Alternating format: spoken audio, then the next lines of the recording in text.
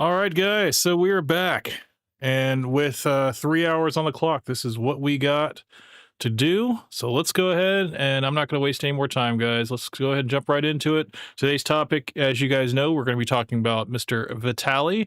He had a little bit of a trip in the Philippines and was causing all kinds of mayhem. And without further ado, let's just see what he did. We're going to break it down, and then we're also going to go into the laws that were broken, and then also just the controversy surrounding it in terms of the time that he's going to do, the time that he's definitely going to have to serve, and then, just the living conditions and, really the precedent that this is set for the entire country. So, first, let's just see what he did because I don't know how long this is going to be available until they take it down. So let's go ahead and check. Let's make sure that the volume is okay before we start this. We're at 100. Let's go ahead and boost this to 300. Save this for Reddit. There we go. All right. So this is a clip that I clipped from my phone from X because I didn't know if because I know that. Hey, Coke Benny, Cavos, what's up, guys? Welcome to the stream. I didn't know if they were going to push forward with getting Vitali taken off of all platforms because I know there's a petition right now being signed by I think over 33,000 people taking him off all platforms, and I don't know if they're going to do it yet, but I went ahead and took screen grab this just in case, so we can have it for tonight's stream. So this is Vitali. He is in Global City. This is in Taguig in the Philippines. I was in the Philippines about. Aren't you Filipino, Cap? I'm not Filipino.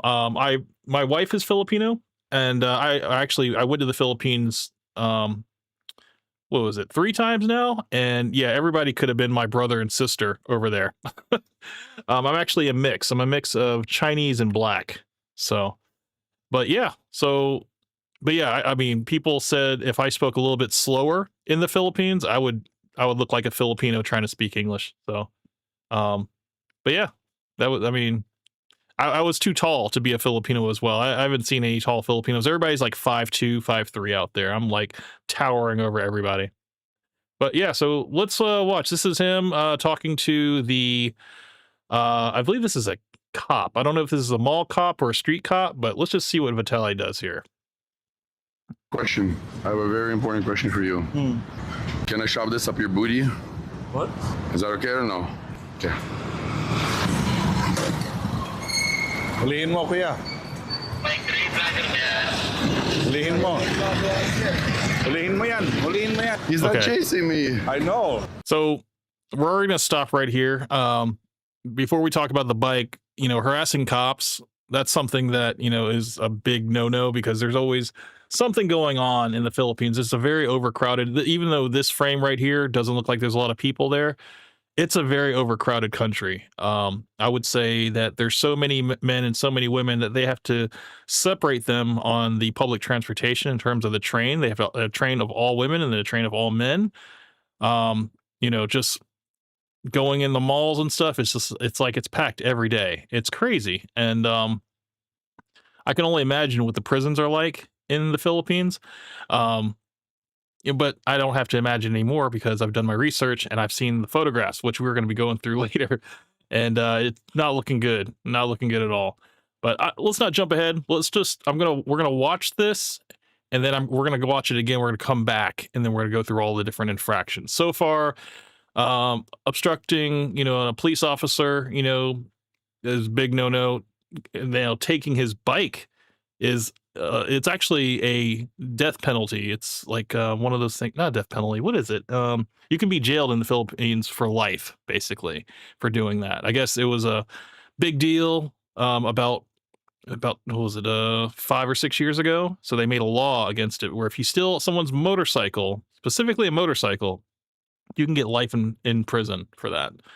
So, but I think the reason why they might not be taking this so seriously in terms of the bike thing was because the police officer had the motorcycle keys and he also saw the camera. So he knew that he wasn't going to be getting far. He was just basically going to be pedaling with his feet. But we're going to watch all this and then we'll come back. Boss, I want you to chase me. Can I have a hug? You mad at me? Okay. Look at that ass. Sorry. I'm gay. Hey, tell him I have a retardation. I'm autistic. What Vitaly doesn't know, I'm sorry for pausing, but what Vitaly doesn't know is that English is like is almost like the first language over in the Philippines. Everybody speaks English. We may speak a little fast, but they do understand it. And this officer is probably hearing everything he's saying and knowing everything he's saying. So he doesn't know that. Okay, I was born in this world to be free. Famous last words. Follow me.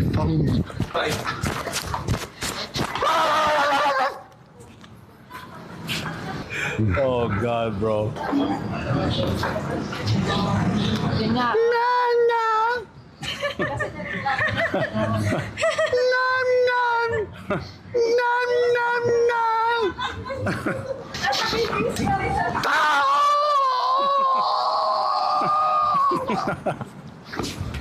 What the fuck? I'm gonna fucking eat your dog. Excuse me. How much to sell your dog to China? Motherfucker freestyle. Motherfucker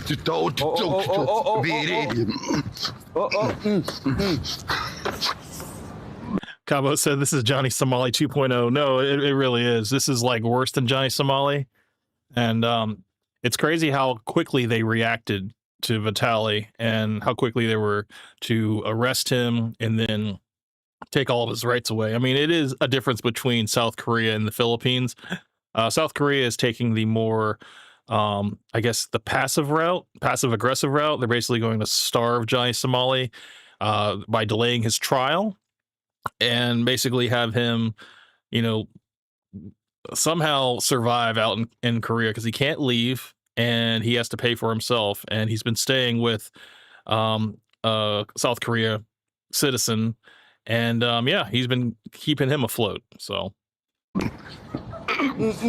Oh, B-boy moves. Oops. Oh, fuck, I just broke my elbow. Too heavy with the big body.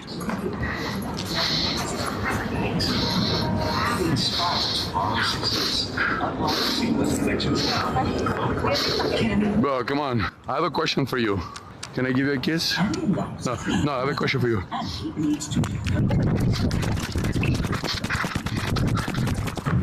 I'm the new general in town, motherfuckers. Sir, listen to me. Dispatch. I'm a homosexual. They're telling me to turn it off. And you're gonna turn it off, right? No, it's Let's not. get out of here because they're going for backup. Chad, I told you, Vitaly's fucking back. Real king.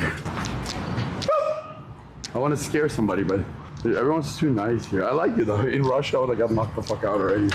If I did this to a cop in Russia. Why are you looking at me like this? That's right.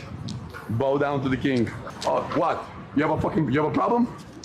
You have a problem? You have a problem? No? What are you gonna do? Hello. Hello. Let me hold it. Paparazzi, you are blessing twice on a paparazzi.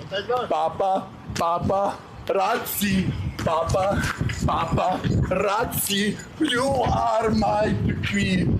Paparazzi. Give me this shit. Paparazzi.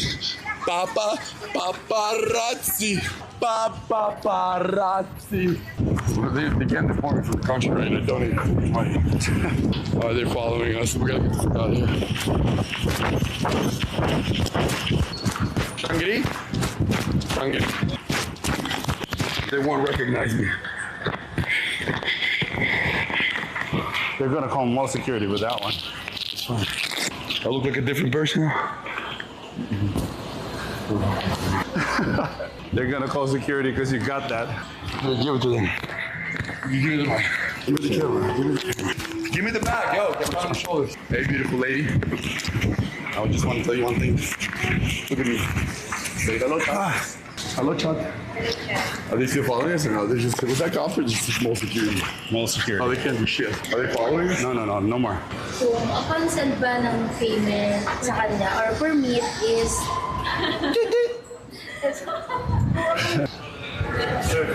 No, yeah.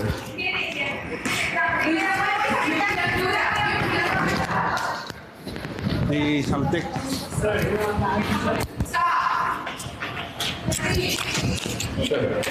Shut up. Shut the fuck up. Here you go. Thank you. Let's go to my room. You're my. Let's go. Yo, you need to speed it up. Mom, stay away. Mom, Mary, keep my mom away or I swear to God, things are gonna end bad. XO Charles, welcome to the stream. Hello, everybody. There were some interesting things happening this week. Yes, and I'm trying to reserve my my comments until the end of this video. It's only like 7 minutes, but we're gonna go back through it and talk about all the infractions. But yeah, man, welcome to the stream, dude. This was something that apparently blew up like 3 days ago, and unfortunately, I don't have the time off to do a video.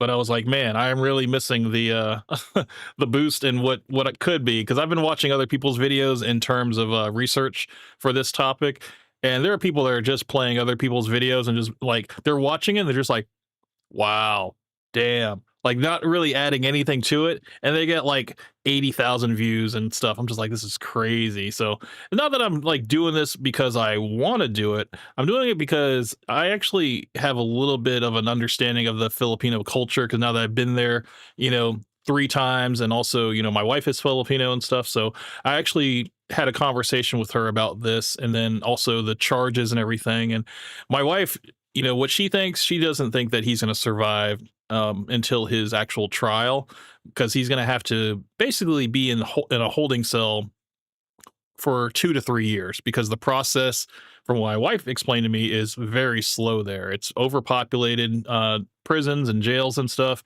and a lot of things can happen in terms of your legal defense. Your lawyers could get stuck in traffic. They could up and decide to quit. Also, there's a little bit of government corruption there too. So in terms of their laws and everything, they can invent new laws and find ways to tack on new penalties to extend whatever type of sentencing that you'll have. So it's very different from America. And this whole, idea that I want to say Vitaly has, that he comes from a first world, being in the US and stuff like that, he has this first world protection. He found out real quick that that's not the case.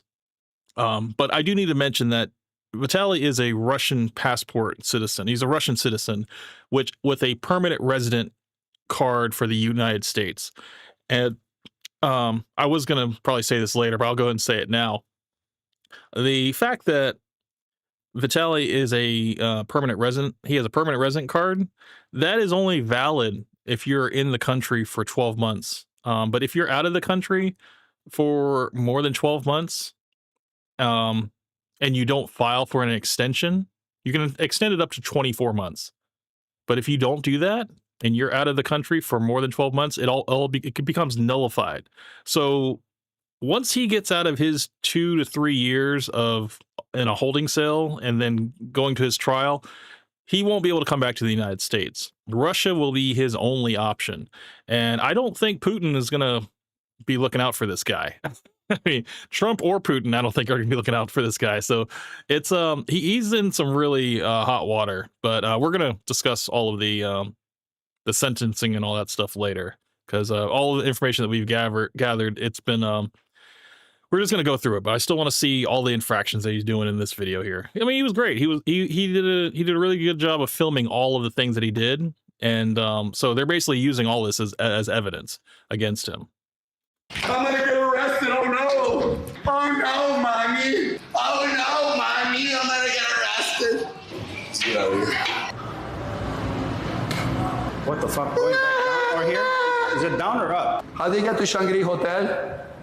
have to go up 1 floor. Yeah? What about eating my ass? Cardio, bro. Come on, Kane. All right, how do you get to Shangri? Shangri-La. Yeah, they took the ass. Yeah. Shangri-La. Okay, I want you guys to pay attention to his hands right here. He got charged with grabbing an officer's firearm or attempting to grab a firearm.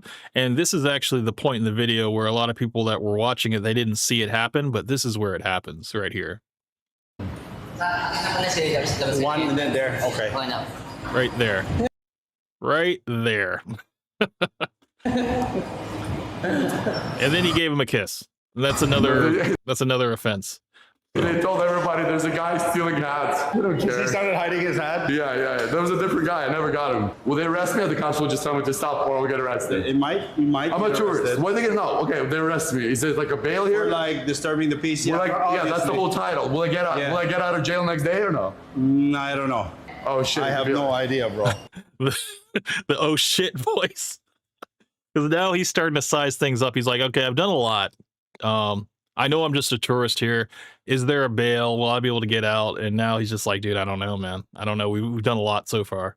Excuse me, how do we get to Shangri Hotel? Shangri-La. Here, Oh, through the fuck. garden. That's the last thing. This is the way. Yeah, but look who's outside. Yeah, but fuck it, dude. I'm gonna swear to God, man. What you gonna do? Beat me? Shangri-La is here. Shove it up my ass. Shove it up my ass. Shove it up my ass. Pasensya na kuya.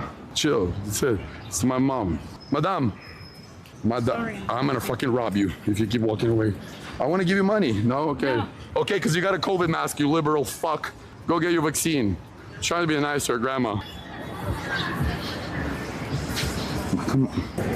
Hello.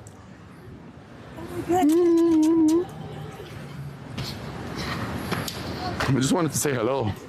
Paparazzi. Hold this, please. That's my only fan left in the chat. Oh boy. Since I don't have any fans, since I fell off, my only fan, bro. Coming through. You want to get knocked out? It's coming through. It's my only fan left, bro. Excuse me, say hi. I buy this from the store. Shangri-La po ito. Saan po yung Shangri-La? Dadali ba sa room sir? I buy this in the store. What? I will... Bro, this is my fan. I bought it, okay? Bye. Bye. There's a problem. You can talk to me later. Shangri-La po, nasan? Yes, boss. What? I stay here. Can you mute it? Can you mute it? The villain arc is back. Demon time. Don't you want to scam me? Here, film yourself. Let me see. Oh my God, so many laws have been broken today. Look, hey, boss! Shush! Told you it's 9 inches. Thank you. All right. So there was a lot there. And I guess what I can do is give you guys a few details. In terms of the cameraman is now being pursued.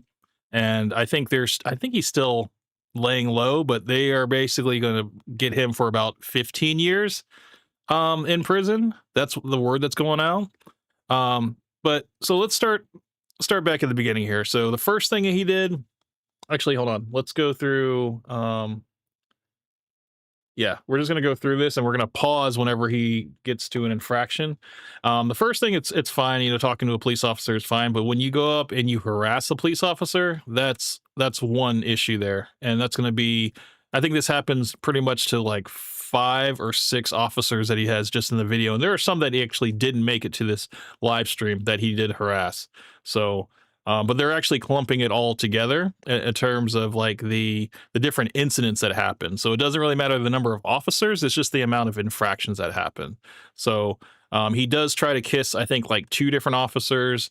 And he does, you know, try to grab somebody's badge. I think someone's badge. And also they had like a dog tag or something on around their necklace that was grabbed, a name tag that was grabbed, and then the firearm as well, which is super serious. Question. I have a very important question for you. Can I shove this up your booty? What? Is that okay or no? Okay. Okay, so we already talked about the bike. Taking the bike is like a huge fence, and I'm not sure if, you know, this guy is either a mall cop or a street cop. Either way, it's a serious infraction, and like I said, it could be life in prison. I don't think that they're going to pursue it that far because they know that he didn't have the keys to this bike, so he wasn't actually able to drive off with it. But But the fact that he did this action, they're still holding it just as serious as stealing it outright. Hulihin mo, kuya. Hulihin mo. Hulihin mo yan. Hulihin mo yan. He's not chasing me. I know. Boss, I want you to chase me. Can I have a hug? You mad at me? Okay. Look at that ass. Sorry. I'm gay. It's actually going to work out for him if he really is, if he is gay. It's going to work out if he goes to jail for that long, because he'll be all right. Cook Bay says Vitaly is bakla. Is that that Tagalog for the word? Hold on, let me see. Bakla, not baklava, bakla. That is definitely on drugs, man. Queer. Okay, yeah. That makes sense. I mean, dude, I don't know. What would you say? What kind of drugs do you think this guy is on? Do you think it's coke? You know, do you think it's because we know that the reason why he was he got arrested before in Miami for beating up that Miami jogger lady. He was on mushrooms, and he said I think he took like 30 grams or something. Oh no, 60 grams of mushrooms, and basically it was crazy amount. And he basically went out and beat up this girl. He said in his mind he was talking to her, but then he realized he was on top of her, and he like beat her, gave her like a huge bruise on her, I think it was her right eye. I saw the photo of it. It's on X. I mean, I can't show it to you guys, unfortunately, because that will mess me up on this video, but it was pretty graphic. And I think he ended up paying her off because the charges got dropped. And then okay, Cabo says I remember when he streaked the World Cup back in 2014. Yeah, he did that. And I think also a basketball game too. He had like his shirt off, I think. So yeah, he's done it a few times. I mean, that was his content back then, was just doing those type of pranks, whatever. And then I mean, a lot of his stuff is still up on his channel, his YouTube channel of like 10 million subscribers. He had how to kiss a girl in public, whatever, and it was just him basically going up to girls and just asking if he could kiss them. And he had a lot of crazy pranks and stuff. I mean, he was the prankster during the prank era of YouTube. And then he transitioned. He basically got in trouble with that Miami jogger, and he got off of the internet for a little bit, came back as an IRL streamer, did the whole catching, adults that mess with children. He did that for a little while. I believe Myron and Aiden Ross. I think even what's that other guy? Charleston White got in on that for a little bit, and then Kick pulled the plug on that whole operation. And so he basically didn't have his team anymore to do those kind of shows anymore. So he started regressing back to his old tactics of messing around with people. And so this is what, I don't know why you would want to go to the Philippines though and do this, because I guess he just figured all Asians are the same. And that's basically, he messed around and found out that he's in the wrong area. Cook Bay says, what happened to him catching PDFs? Well, see, his I think Kick basically they pulled the plug on that. Like, he wasn't able to do it anymore. I guess, I don't know. I thought it was entertaining, but I think what was happening was there was more and more reports of the people that he was catching on Kick, where they were actually getting away, and they weren't actually getting arrested. It was happening more often, and a lot of the police were trying to figure out, like, what is this guy doing if he's not like actually holding these guys to where we can actually arrest them. So a lot of those people were just walking. They were walking free. And I mean, that's stuff that people didn't know about. But yeah, it finally caught out that, a lot of those people that they caught, they never got arrested. So it was kind of like, what is he really doing this for? Is he doing it for the entertainment factor, or is he actually really trying to make a change out here? And unfortunately, it was more for the entertainment factor. So Kick ended up pulling the plug on that. So then he didn't have, so basically his whole team that he had for catching PDFs, they all left. So he was back down to being a one-man show. So then he decided he wanted to be Johnny Somali 2.0, and here we are. Tell him I have a retardation. I'm autistic. I'm autistic. Okay, I was born in this world to be free. Oh man, famous last words, man. It's just like, dude, you're by the time Vitaly gets out of Filipino prison, man, he's gonna be an old man. He's probably gonna, I mean, if he even makes it that far, honestly, because he's not gonna be able to click up with anybody. He's gonna be the only Russian in there, and I mean, what is it? It only takes like what, like 5-6 people to jump you, man. Yeah, you're done, bro. He's done. Now this mall looks familiar. I think this is one of the Greenbelt malls in Metro Manila. I'm not 100% sure. Just it all looks very similar because all the malls are the stores are kind of spread out like this in terms of the plazas, and yeah, it looks like I've been in this area before. It just looks very familiar. Follow me.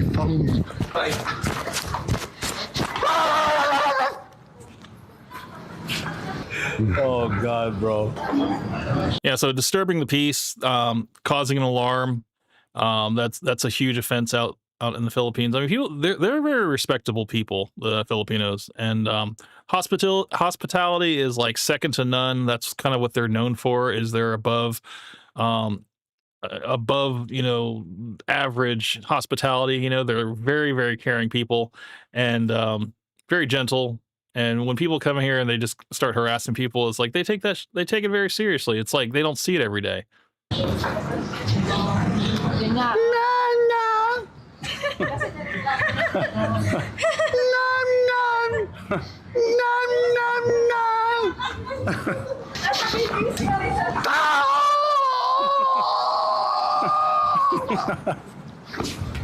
What the fuck? I'm gonna fucking eat your dog. Excuse me? Wrong country. I'm not gonna say which country. Wrong country. Excuse me. How much to sell your dog to China? Saan sila? Motherfucker freestyle. Motherfucker to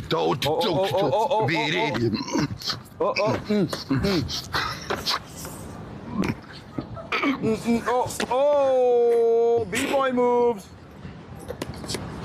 Oops. Oh, fuck, I just broke my elbow. Too heavy with the big body. Yeah, and I don't know if each count of harassment is being counted as separate or just all together, because I know in terms of like the serious offenses, a lot of these offenses in terms of like the stealing, the disrupting people, whatever, those can be counted as like separate offenses with a minimum of like 5 years of jail time. And it's not, and the laws out there is like, it's not even if it's not about like intent in the Philippines either. It's like they just need to have video proof of you doing it. No matter if you were trying to be playful or not, it doesn't matter. If you did it, it's like, and you have video proof, it's like you're done, bro. It doesn't matter what your mindset was. If you were just playing around, if it was just a prank. No, dude, they don't play. It's just a prank, bro, out there.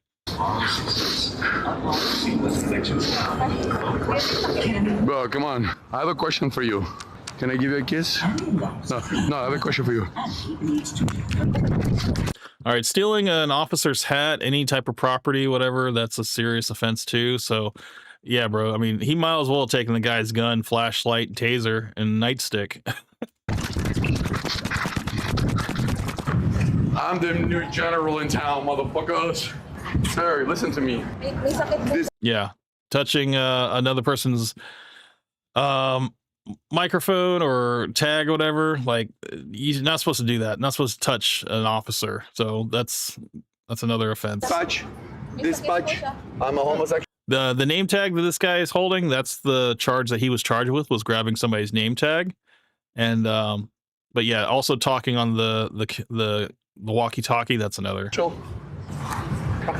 Like, dude, you go out in the freaking country, man. Don't even look at the police, man. Like, the police will fuck you up. And I think he says it in this video that if he had done any of this stuff in Russia, like, he would have been completely knocked out. Which I'm like, bro, that's gonna be your only option once you get out of the jail is if you survive is Russia. You know, you're going to be deported back, but dude, that's going to be like maybe 20, 25 years. We'll see. They're telling me to turn it off. And you're gonna turn it off, right? No, it's Let's not. get out of here because they're going for backup. Chad, I told you, Vitaly's fucking back. Real King. I want to scare somebody, but everyone's too nice here. I like it though. In Russia, I would have got knocked the fuck out already. If I did this to a cop in Russia, why are you looking? I wonder if he's like if he's drunk, or he like is mixing pills, or if he's just naturally normally like this. It's very hard to tell because I mean it almost exhibits like he's a little drunk. That's why he has like the confidence doing this. But then like I don't know, it seems like it could be cocaine. You know, it could be something else. Which if it was cocaine, dude, that'd be even worse. But I don't think it was cocaine because I know that's another serious offense, which I don't think they've brought that forward. But I don't think they've done any blood work and stuff on him to find out. But yeah, if that comes forward, I mean, that would be a whole nother thing. Looking at me like this. That's right. Bow down to the king. What? You have a problem? You have a problem? Uh-oh. You have a problem? Uh-oh. You have a problem? Uh-oh. You have a problem? No. What do you? Okay, so this is another one. Filming someone without their consent. Now, you have to have a permit out there to even vlog, and the fact is that he's operating like this, like he's just in America, just capturing everybody. You would have to be able to blur out all their faces if you were to post it online. There are very, very strict laws about filming people without permission, and they even have like areas like in the US that are like this too, where you can't have that. So yeah, so that was another offense that they added on. What are you gonna do? Hello. Hold it. Hello. Let me hold it. Paparazzi, you Yeah, harassing an officer. that's are best. that's obvious. You know, you're in trouble. On a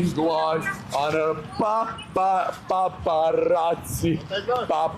Paparazzi. Now, the Filipino cameraman, I think they've already released his name. They just need to find him, and I don't know if he's trying to get out of the city or if he's just laying low, or I don't know. If I were him, I'd be trying to shave my head, get that red hair out, you know, and I don't just try to just lay low altogether. Paparazzi, you are my queen. Paparazzi. Give me this shit. Paparazzi. Paparazzi. Paparazzi. They can't deport me from the country, right? They don't even money. Why are they following us? We gotta get this out of here. Shangri? Oh, and that's one thing I also wanted to mention. At every entrance of every public place, where it's like a mall, shopping plaza, whatever, there are cops at every entrance and every exit. Just, I mean, it prevents people, I guess, from shoplifting and, you know, people from bringing weapons inside or whatever. They have, you know, all types of security for that. So, you know, it's a good thing. You know, people feel safe, you know, but this guy, he's a menace, man, going around. Now he's about to steal an LED mask. That's another offense that they're adding. But I think they might have dropped it as of right now because he ended up returning the mask back to the merchant. They won't recognize me. They're gonna call more security with that one. It's fine. I look like a different person. That's the thing. The people here, they're just shocked. They're just like, I can't believe this is actually happening because it's not something they're used to seeing. Like, it's just a foreigner being like this. Just, it's like, man, you know what they should have done, man? They should have just released GTA 6. They released GTA 6, none of this shit would have been happened. That's my theory, and I'm sticking to it. They're gonna call security because you got that. Give it to them. Give it to them. Yeah, see, right now they're giving the mask back, and then he's going to take over and start harassing people on his own. Give me the camera. Give me the bag, yo. Get on the shoulders. Hey, beautiful lady. I just want to tell you one thing. Look at me. Say hello, Hello, Chuck. Are they still following us or no? They're just, was that cops or just small security? More security. Oh, they can't do shit. Are they following us? No more. Kung upon-send ba ng payment sa kanya? So he's had probably about 6 or 7 chances to just chill out. He's already gotten away with pretty much everything up until this point. He could just chill out and just go out the other side of the mall and he would have been all right. But he kept pushing it. Our permit is...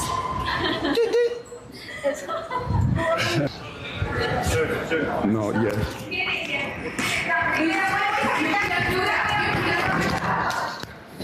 Hey, something.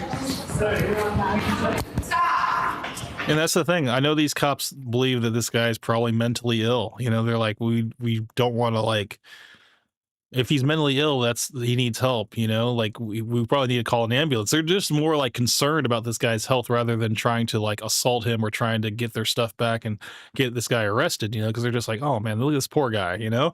But really, it's like the police are a lot more reserved over there than they are in America. Shut up. Shut the fuck up. Here you go. Thank you. Let's go. Yo, you need to speed it up. Mom, stay away.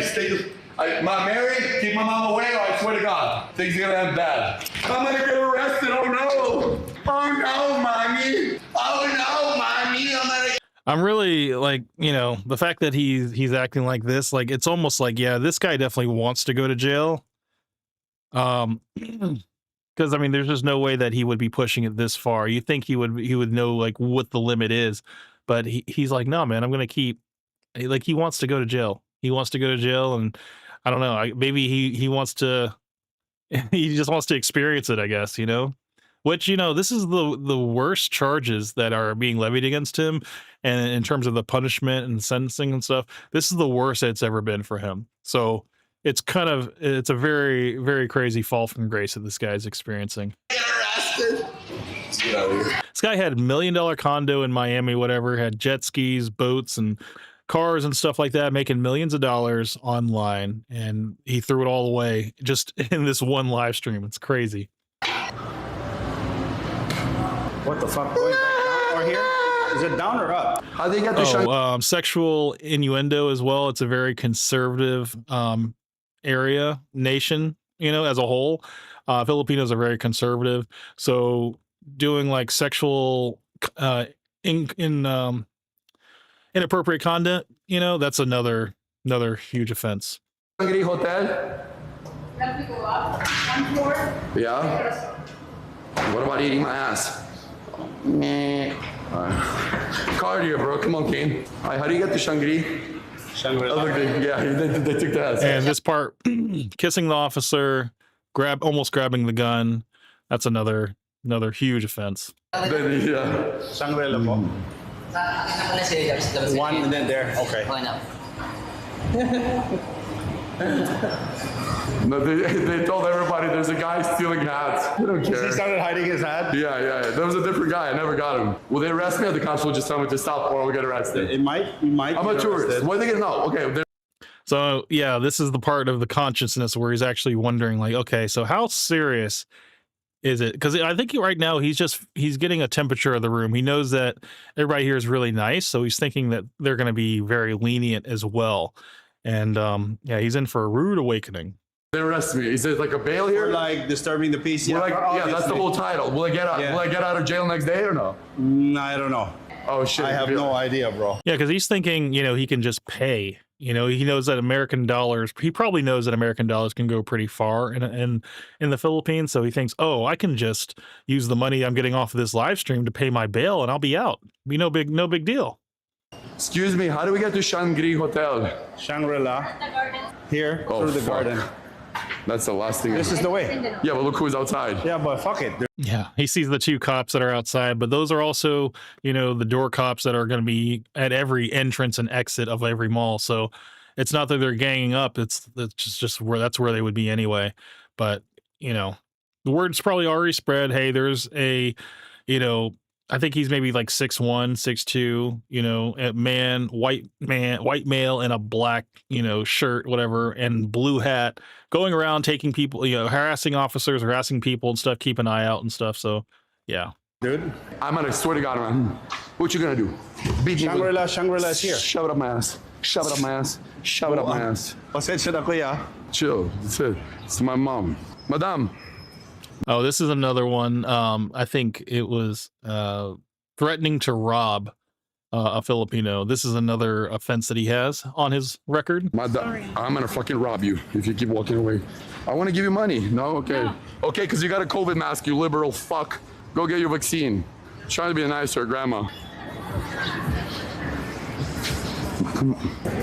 Hello.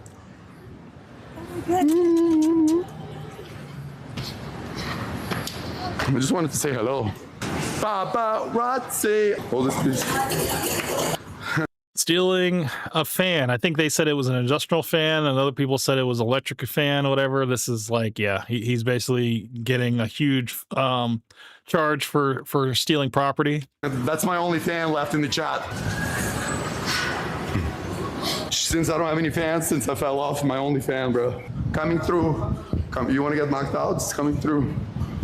It's my only fan. Threatening people. I mean, anybody could just report this. And the fact is they don't have to report it because it's all on video. So you got multiple acts of threatening people, sexual innuendo, grabbing a person's firearm, grabbing someone's name tag, trying to take a vehicle, a motorcycle, stealing an LED mask. Just, I mean, dude, the charges are just stacked upon. And I mean, literally, they can drag out this for as long as they want and just keep adding charges and charges. They can take their time with this. Fan left, bro. Excuse me, say hi. I buy this from the store. Shangri-La po ito. Saan po yung Shangri-La? Dadali pa sa room niya, sir? And you know that door person knows that fan. He knows that fan because he walks by it every day to go to his job, and now he's seeing it in his metal detector. So he's just like, how do you have that? I buy this in the store. What? I will... Bro, this is my fan. I bought it, okay? Bye. Bye. There's a problem. You can talk to me later. Shangri-La po, nasan? Yes, boss. What? I stay here. Can you mute it? Can you mute it? Man, I believe that hotel is, I want to say it's about $200 a night. So they have air conditioning. There's no need to have an industrial fan that you're lugging in there. So yeah, they're very confused. Villain arc is back. Demon time. Don't you want to scan me? Here, film yourself. Let me see. Oh. So this gentleman right here, we're going to find out his name later in the stream. He is still at large. They are charging him at least being an accessory to the crime. And, you know, this whole like, oh, he's the innocent cameraman. He just met this guy. He didn't know anything about it. No, because he kind of outs himself right here by saying, Oh my God, so many laws have been broken today. so yeah, they're already charging him with being an accessory to all of these crimes with a minimum of 15 years. That's what the word is right now. Look, hey, boss! Shush! Told you it's 9 inches. Thank you. So yeah, there you go, guys. I mean, I probably routed off maybe like 30 different charges that he would have, and but we're gonna have a legal expert come in and give all of the formal charges. We're going to go and go to the next video here, which is going to be Mr. Legal Mindset, and he's going to be going through all of the different charges and then just laying out the severity of each charge and how much time he'll have to do. So here we go. All right, let's get to the PowerPoint. Of course, we've got Sure, this audio is good. the Vitali update. Do you like that? I got the Philippine flag instead of the Korean flag for this one. Shout out. Nice little PP here. All right. What are the charges? All right, so what we have here, we have attempting to kiss and grab a security guard. We already called that one out. Trying to seize a service firearm, taking videos without consent. I told you guys that's a major against the law over there. Mocking security guards. He pretty much every security guard he saw, he tried to take their hat, try to grab the firearm, just try to stick a banana up one's butt and stuff. Just bad. Vlogging without a permit, that's another one. That's pretty much taking videos without consent. If you vlog without a permit or with a permit, you're gonna need, and you have capture anybody else in the video, you need to blur their faces out. They have a similar law like that in Japan as well. Harassment of an old woman, and then harassment of a Boracay instructor. That wasn't actually in the video that we just watched. He did a video on you know what? I think I have it here. Let me go to, let me find it. It's on, we're diving into X. Hopefully we don't see anything crazy. Gonna be in and out here. So the instructor, let me see if I can find it. Dun, dun, dun. Oh, okay. So I also forgot to mention he also did a bunch of good deeds in order to balance out all these bad deeds, and he went and filmed it earlier in the day. So the first video is him buying shoes for a little girl. Let's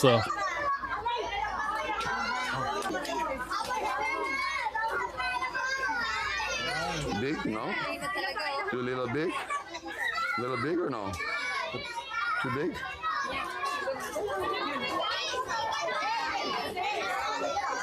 Big? A little bit. So the person that posted this said, Steak doesn't control how Vitelli spends his money. He spends it however he wants. Nobody's forcing anybody to watch. At the end of the day, he's out there changing lives. All the gambling you've been seeing is real, and it was Vitelli's own money that was being gambled. But yeah, this guy also said, it's wild how all the media in the Philippines is highlighting the mistakes Vitelli made, but ignoring everything good that he did while he was there. In the video below, you can literally see him walking out with his Bible. He was really trying to change his ways. Nobody's perfect. Give the man some credit. Here's another video of his good deeds here. Buying 2 cell phones. So we'll buy 2 phones for them regular, yeah? So you can communicate. Yes. Here, take Hey, this. mama. I'll pay it. Hey, mama. Here you go, boss. And Pops. Hey, Here you Pops. go. Let me see both of you hold that up. Hey. All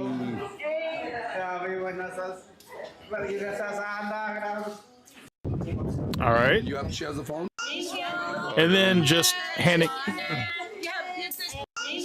out money to just random strangers.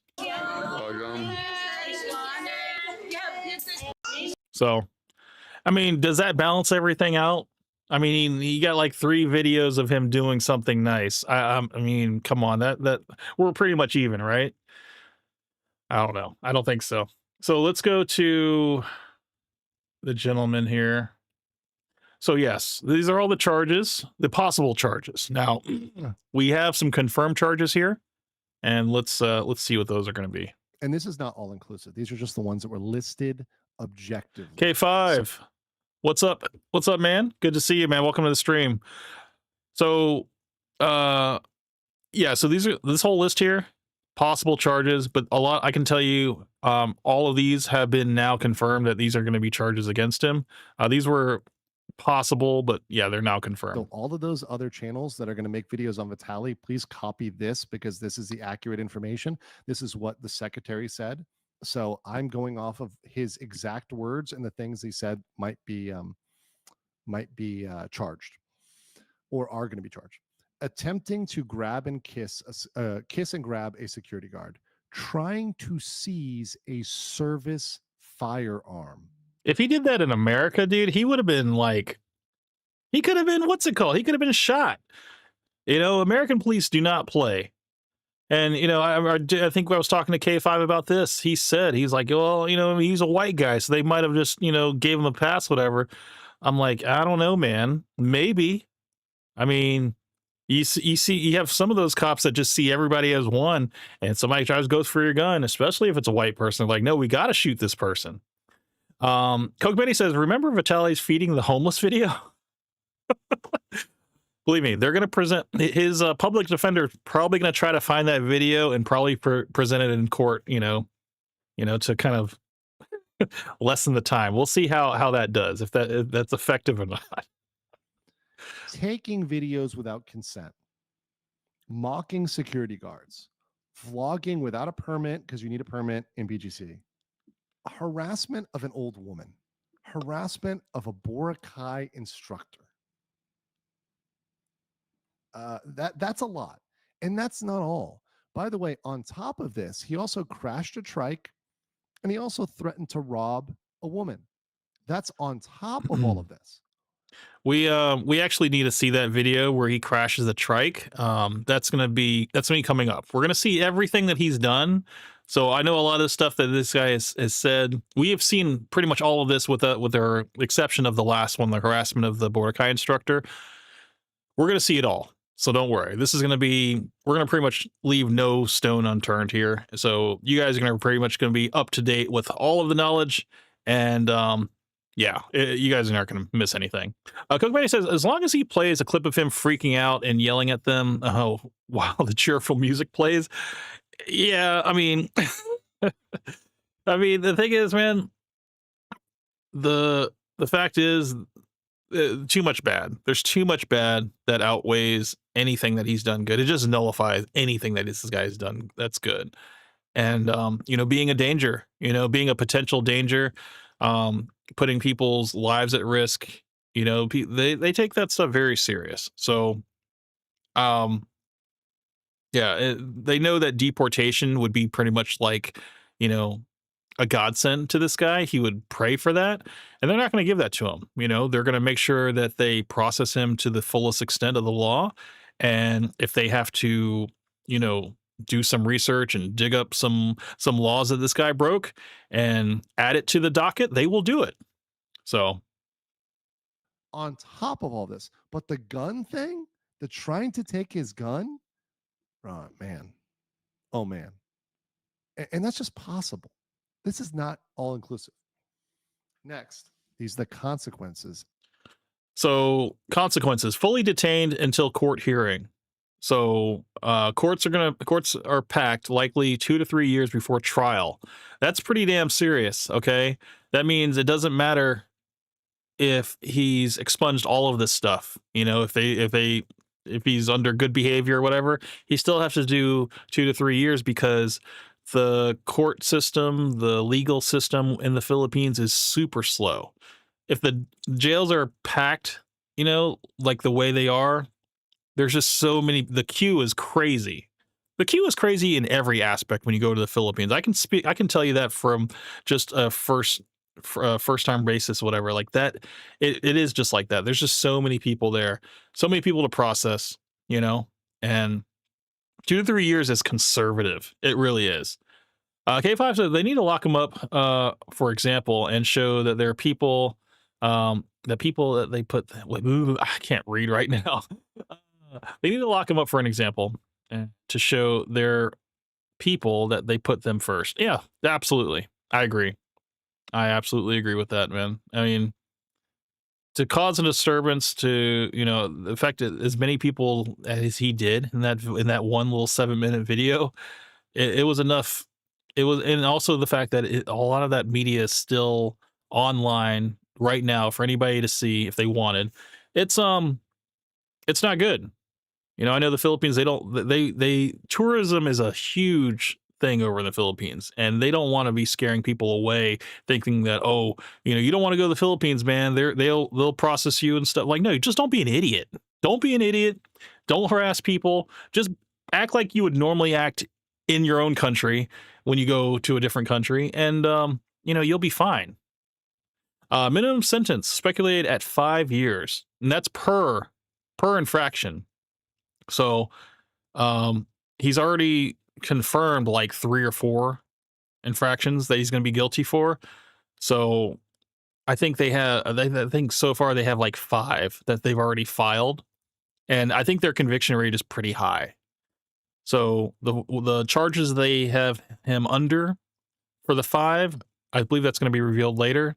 I know one of them is alarm. It's like disturbing the peace kind of, and then the stealing of the bike, the grabbing of the firearm, stealing property, you know, and I think the sexual innuendo and stuff. Oh no, I'm sorry. The one that's major is filming people without a permit and without their consent. That's huge over there. So just those five, they carry a minimum of 5 years for each guilty verdict. FAFO. Fully detained. That means he cannot get out until the court hearing is finished. The court in the Philippines is packed, and it's very backed up. It's super slow, which means 2 to 3 years before trial, we have a guaranteed minimum, even if he was not guilty, of 2 to 3 years. Amazing. Amazing. Next. I like the if he's not guilty, bro. He's fucking guilty, man. It's all on video. We saw it all. He will not receive special treatment. He will have the same meals, 70 pesos, $1.20 per day. Now, I talked to my wife about this in terms of jail meals and stuff. Not that she would know, but from what she does understand, is that they don't give protein in their meals. So it's going to be a lot of like rice, maybe like a stew. She was saying it was going to be like maybe a rice vegetable stew kind of thing. But yeah, for like $1.30, 70 pesos for 3 meals, that's not much. So whatever he's going to be getting, it's not going to be much. It's probably going to be like a scoop in a little cup, and that's going to be it for 3 meals a day. And yeah, it's like I think America probably has better food conditions than the Philippines. I mean, that was another thing. So she said that the jails have like a capacity of like some rooms would be able to hold maybe like, I don't know, maybe 10 people, but they would pack like 30 people in there. And then sometimes if they have, a maximum capacity of 350 prisoners, they would have close to like 700 prisoners in there. And these people are basically just sprawled out on the floor, laying, pretty much 1 inch from each other. Sometimes they're even on stairwells, and each person has their own stair. But it's like it's that crowded, The people are just laying on top of each other. It's wild.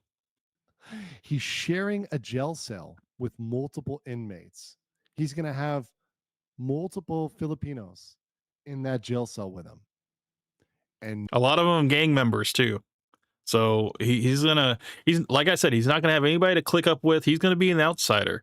And if they find out why he's in there, I mean, they're gonna know why he's in there because he's making waves all over the news. They just did a perp walk with him in front of the entire country. So there's a reason why the Philippines is on the news right now. It's because of him.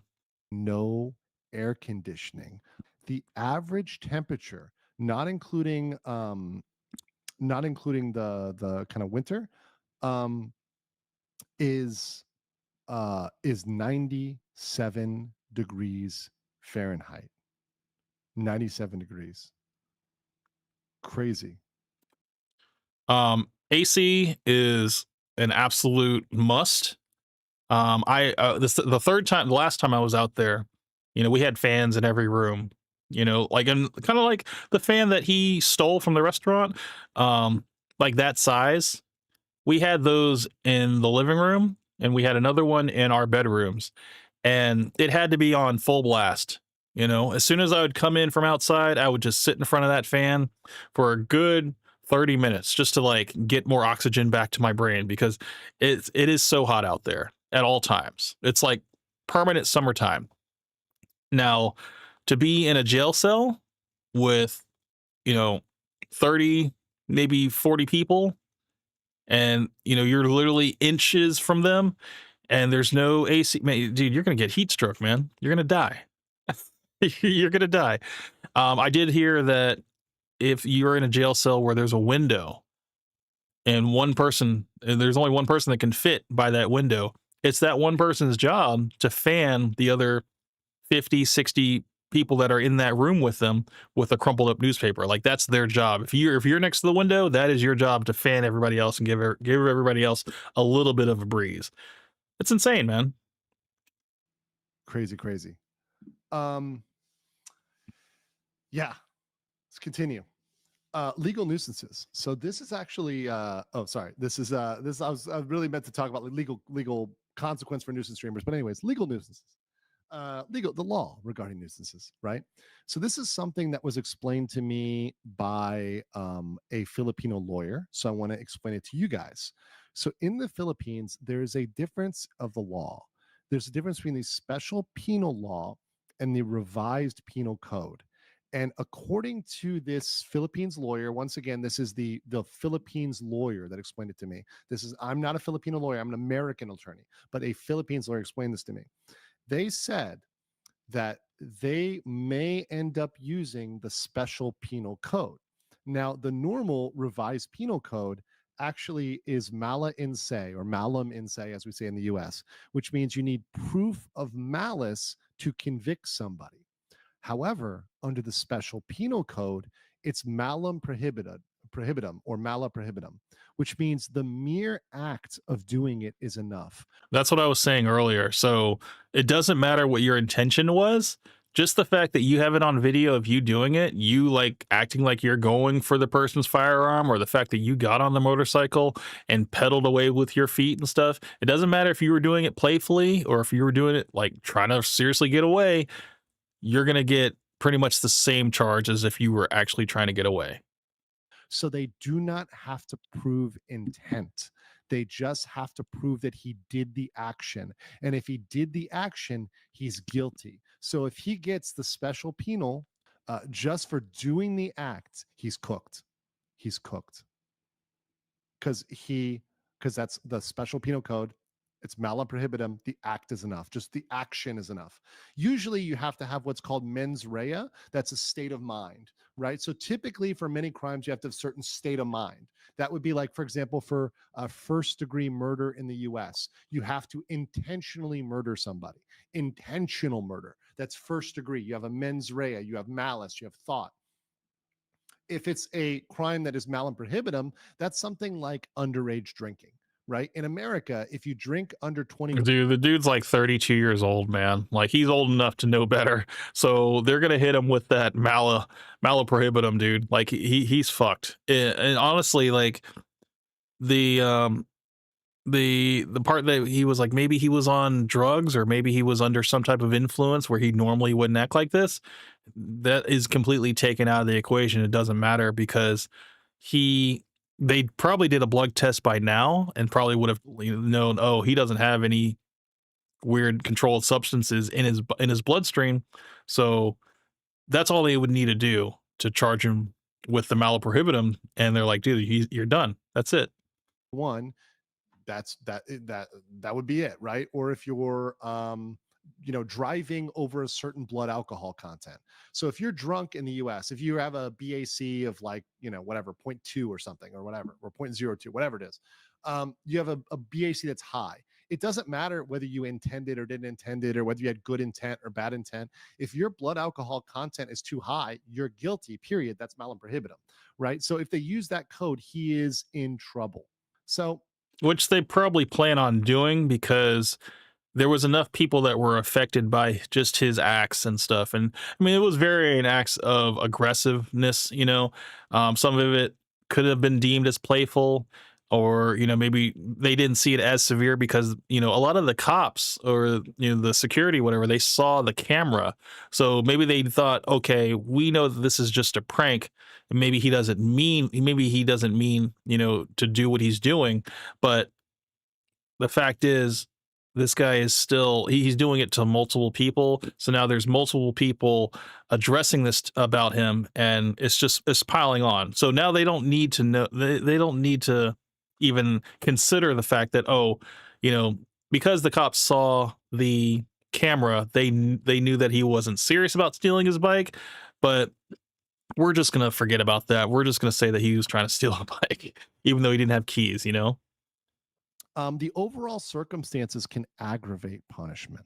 Okay, so this is gonna be bad because it was a kick stream where he was getting donations, and he was basically going farther and further for people to donate to him. So the fact that he was making money while disrespecting these police officers, aggravating these pedestrians, whatever, he was making money for it.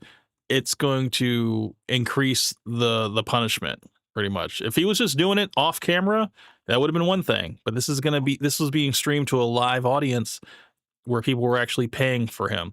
So yeah, it's fucked. It's totally fucked. K5 said I didn't finish the entire video, but the Filipina did a video on him, and she said there was no jury, just a judge. Wait, I did not finish her entire video, but the Filipina did a video on him, and she said there was no jury, just a judge. I do believe that there's no jury of the peers. I believe the judge is going to be the one that is going to basically be deciding everything, for the most part. So yeah, that is a correct statement. So this is something Romula actually brought up, and I want to put a little point on this. So his behavior and the fact that he profited from this can actually make the punishment worse. They can use that as an aggravating factor to punish him even more severely. I'm actually wondering though, because I know Kick dropped Vitaly.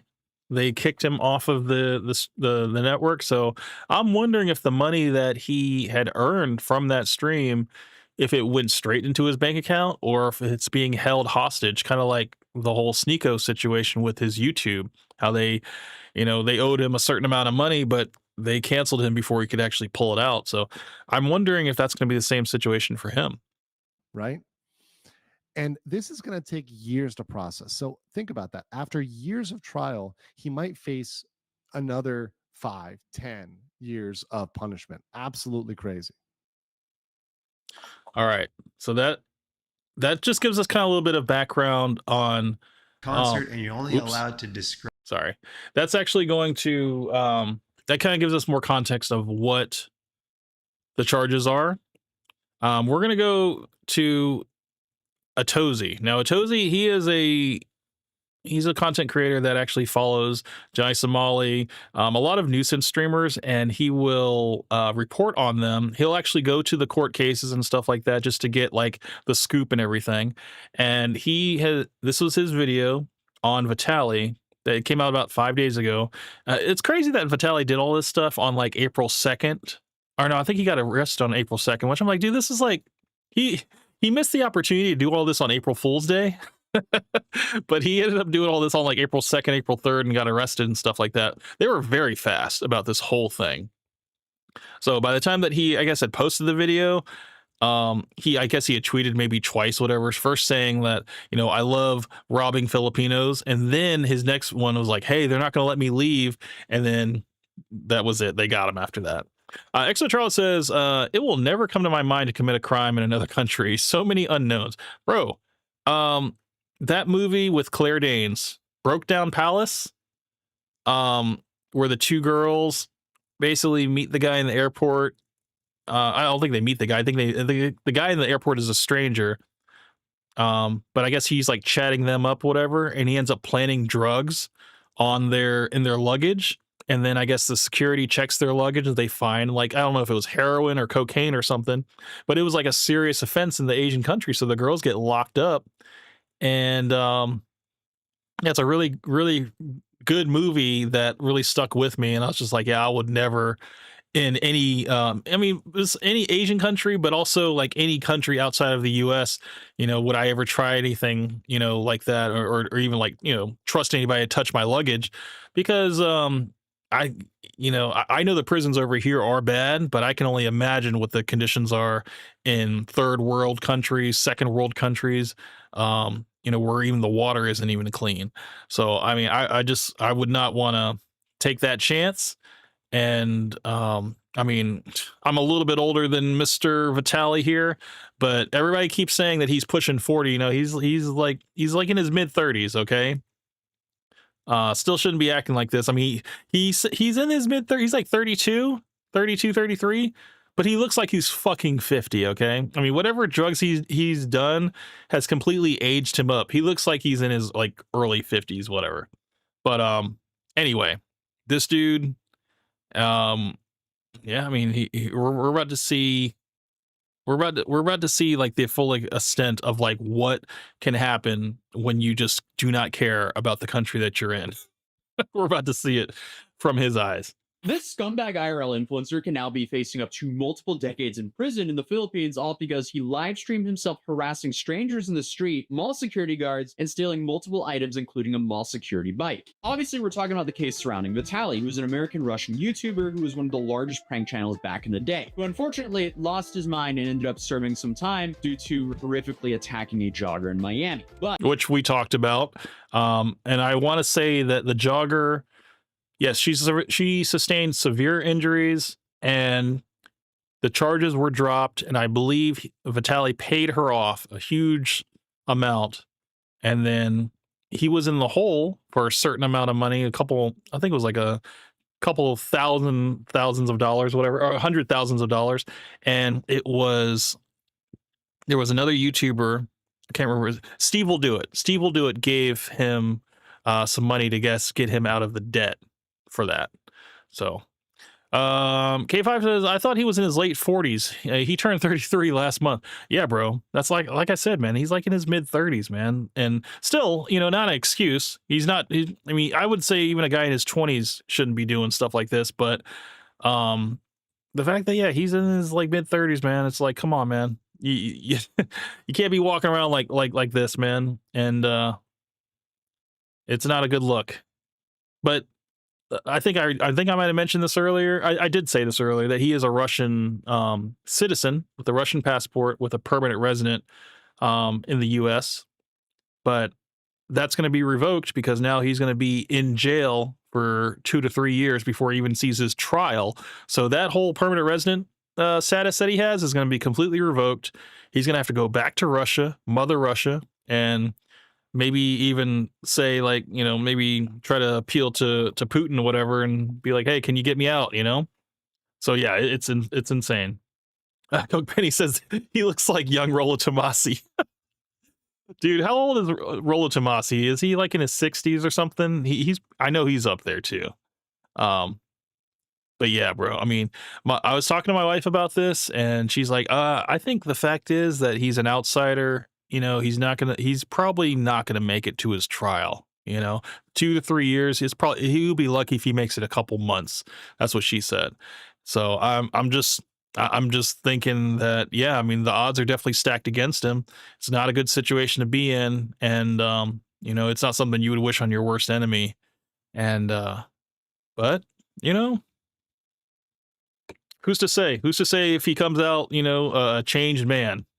A changed old man with no muscle mass because they haven't been feeding him any protein at all, and maybe he just completely changes his life. Who knows if he makes it. But recently he came back to the internet, and he's came back to the internet a few times, but in the most and I don't know if you guys saw that what's it called, the mugshot of Vitaly, not the current one, but the one that he got for when he assaulted the jogger. It looked like Ninja. I don't know if you guys saw Ninja. Hold on, let me show you guys real quick so you guys know what I'm talking about. Vitaly mugshot. Vitaly mugshot. He's got like the white hair. I don't know if this is the current one. They're not going to show the current one. They're going to show the older one. This one. He looks like, hold on. He looks like Ninja. And if you look closely, you can see that his pupils are dilated because he was on mushrooms when he did this. Why can't I? Oh, control. Look at those. Oops. Oh man, I messed up. Here we go. Scroll over. Okay, look at these pupils. Somebody did a picture on Reddit where you can see his pupils, and they did them a lot. They use, I think, like the tool, whatever, to make them a little bit larger. But yeah, those pupils are dilated, dude. He's messed up on mushrooms while he was getting booked. But yeah, Just thought that would be funny for you guys to see. Yeah, let's get back to this one. Recent time, he decided to come back to the internet and essentially be a knockoff Johnny Somali for some reason. And in his comeback, he was definitely not wise when it comes to picking the country to be a nuisance in, the Philippines. I don't know why you would ever want to come to the Philippines and go live with the title Disturbing the Peace in the Philippines, as that is probably one of the last countries I would ever want to have that title in my stream, let alone go around and harass people and then steal multiple items while live streaming yourself doing so. It's like, I think the only Asian country worse to do that in would probably be like North Korea, but I don't even think he would be able to get into North Korea. Vitaly says, I mean, not Vitaly, Coke Benny says, wasn't Vitaly in some sus videos? I don't know. I wouldn't be surprised, man. I would not be surprised. I mean, he acts pretty sus online for his fans, and I mean, it might be like, what's his face? What's that one kid that has all of the power? Oh man, he's heading up the boxing thing. God, the guy on Kick, man, the little kid. What's his name? Shit. I know he used to act sus all the time. I don't know why I do this. I always forget the kid's name. Aiden Ross. Yeah, Aiden Ross. I know he acted sus while he was online for his little fans and stuff. It's like the influencer version of Darwinism. And his actions are definitely catching up to him here now because he was just perp walked out in front of the entire country. Secretary John Vic Remulla will now make a statement. K5 says Thailand would get his ass too. I believe it, man. I believe it. It's like, man, I think that's where Broke Down Palace took place, was in Thailand, now that I think about it. Because yeah, they shed some light on the legal system over there and just how things are really slow. And I think in the movie those girls end up getting out, but I don't remember. It was so long ago when I saw that movie. I do remember one of the girls, they got like a cockroach in her ear or whatever, and she got like really sick and stuff from that, just because like the living conditions in the prisons over there are just like so bad. But yeah, Philippines are even worse, man. We're about to see it.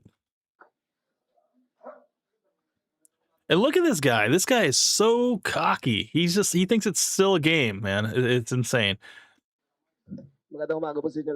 Yeah, the smirk he had during his arrest and mugshot, that's completely gone. Dude, he was warned multiple times. He didn't care. He just openly embraced going to jail in the Philippines on his stream. And now he's in even more trouble than what I think he's ever been in his life. And that really, really sets the bar when you look at his situation that happened in Miami. Because if you have a horrific attack on your record and somehow you're in more trouble than what you were then, oh boy. So and that's another thing. So I believe the people that he was trying to get arrested for the child adult meeting up things, whatever, that those people, yeah, they would be in jail, prison, or whatever like that, but he's doing more time than what they would have done, even though a lot of those people that he had on the show didn't get arrested. It was later found out that a lot of those guys didn't get arrested. So it was, you know, it was all for entertainment. It wasn't for actual like changing the world for the better. Kaba says at Coke Benny, he was in a adult film and couldn't get it up. Oh no. Yeah, it's all those hard drugs, man. That's not good. Coke Benny says, I know he was attempting to be in a regular adult film, but he couldn't get it up. I remember he was spotted in the background of a adult farm video laughing. Oh, that's interesting. Yeah, man. Not a good name he's making for himself. I mean, you know, Miami, man. Miami's sus out there. What are they Miami can be very sus. charging them for? Vitaly engaged in multiple disruptive and inappropriate acts, including This is the Secretary of the Interior. Now, this guy, he's a very powerful guy in terms of the prosecution rate and stuff like that. This guy, I believe, this is the gentleman that went after the former president, because I believe that former president was corrupt, and he was the one that was saying death to all of the drug dealers. He was saying, he made a message out to the Philippines around Christmas time. He's like, Merry Christmas to everybody, especially the drug dealers, because this is going to be your last Christmas. His whole campaign message was that we're going to kill all the drug dealers. And yeah, it shocked a lot of people. But yeah, so this is the guy that went after that former president. Now he's dealing with Vitali's case. So it doesn't look good, guys. Attempting to kiss and grab him, trying to seize his service firearm, taking videos of him without consent, mocking other security guards, and vlogging without a permit in BGC. Also, in Vitali's latest video in BGC, nakita siyang sumasakay ng patrol motorcycle na walang abiso. Oh, wow. There's just a whole plethora of charges here that can be disastrous for him. They're also talking not just fully English, they're speaking tag-along with English, which I think they call Taglish. So I had to transcribe a lot of this to actually understand what is going on and then run it through ChatGPT and then have ChatGPT essentially tell me what they were saying. So yeah, that doesn't really work out too well. I don't know if you guys have ever done that. Just get yourself a Filipino wife that can translate it all for you. That's what I did, and made things a lot easier. It's not fully spot on yet, but that's what happens when we're trying to break this news. So here we have, I guess, the charges against Vitali, which aren't 100% set in stone from what I can tell, because he just kind of threw out a lot of the things that happened that they're investigating him for. So first, all of this stuff is all potential to be filed, and then they already have things that are filed. So the fact is, he could have as many as like 10 charges. A lot of people are saying it could be like 25 years because of those 5 definite charges, but they're going to add on to it. Okay. So it could be as much as like 40 years that this guy could be doing. He's basically going to die in prison. Okay. There's no doubt about it. No doubt. Cook Bay says, what's the name of that YouTuber? Rolo Jr.? What are we talking about, man? Are we talking the name of the YouTuber? you have unjust vexation, which you're talking about this guy. This guy is Atozy, Atozy, Atozy. He does he does kind of look like a young. I see it now. I can't unsee it. He does look like a young Rolo Jr. Yeah, all he needs is that little beanie. He needs a beanie for his head. And I can see it, and a guitar in the background. No, but he does videos on Johnny Somali and a few other nuisance streamers, and yeah, dude, he does pretty good coverage. K5 says, good to know Skynet can understand Tagalog. Yeah, bro. It's the thing is, man. This whole thing about English and everything, yeah, it's like it's so close to being like a #1 language in the Philippines. It's almost like every person out there can understand what you're saying. At least if they can't speak English, they can at least understand it, which I don't know how that works. Yeah, I mean, even the signs out there, everything's written in English. So yeah. That they're investigating him for. So first you have unjust vexation, which is engaging in behavior that caused annoyance and distress to others. Then you have alarm and scandal, which is actions that disturb public peace and order. Then you had attempted theft, which was trying to unlawfully take a security guard's firearm. That's a serious charge. That is illegal. No, I pointed that out, and I don't think Atozy saw it in his video footage. I think he kind of skimmed through it really quick. Did this happen after my coverage? Yeah, he didn't see it, but we saw it. I pointed it out to you guys. We know what point that was. Did this happen after he was arrested? I don't remember that being on the stream. We saw it. That I skimmed through. That is a serious charge. Then you have the 2 counts of theft if they go after him for taking the motorcycle and the industrial fan, and then also that face mask, but they returned the face mask pretty quickly. So we'll see what they do there. Then you have the threatening to rob an old lady as well. But what I didn't know until now is apparently if you steal a motorcycle in the Philippines, you can actually get up to life in prison. And this that's what I was saying earlier.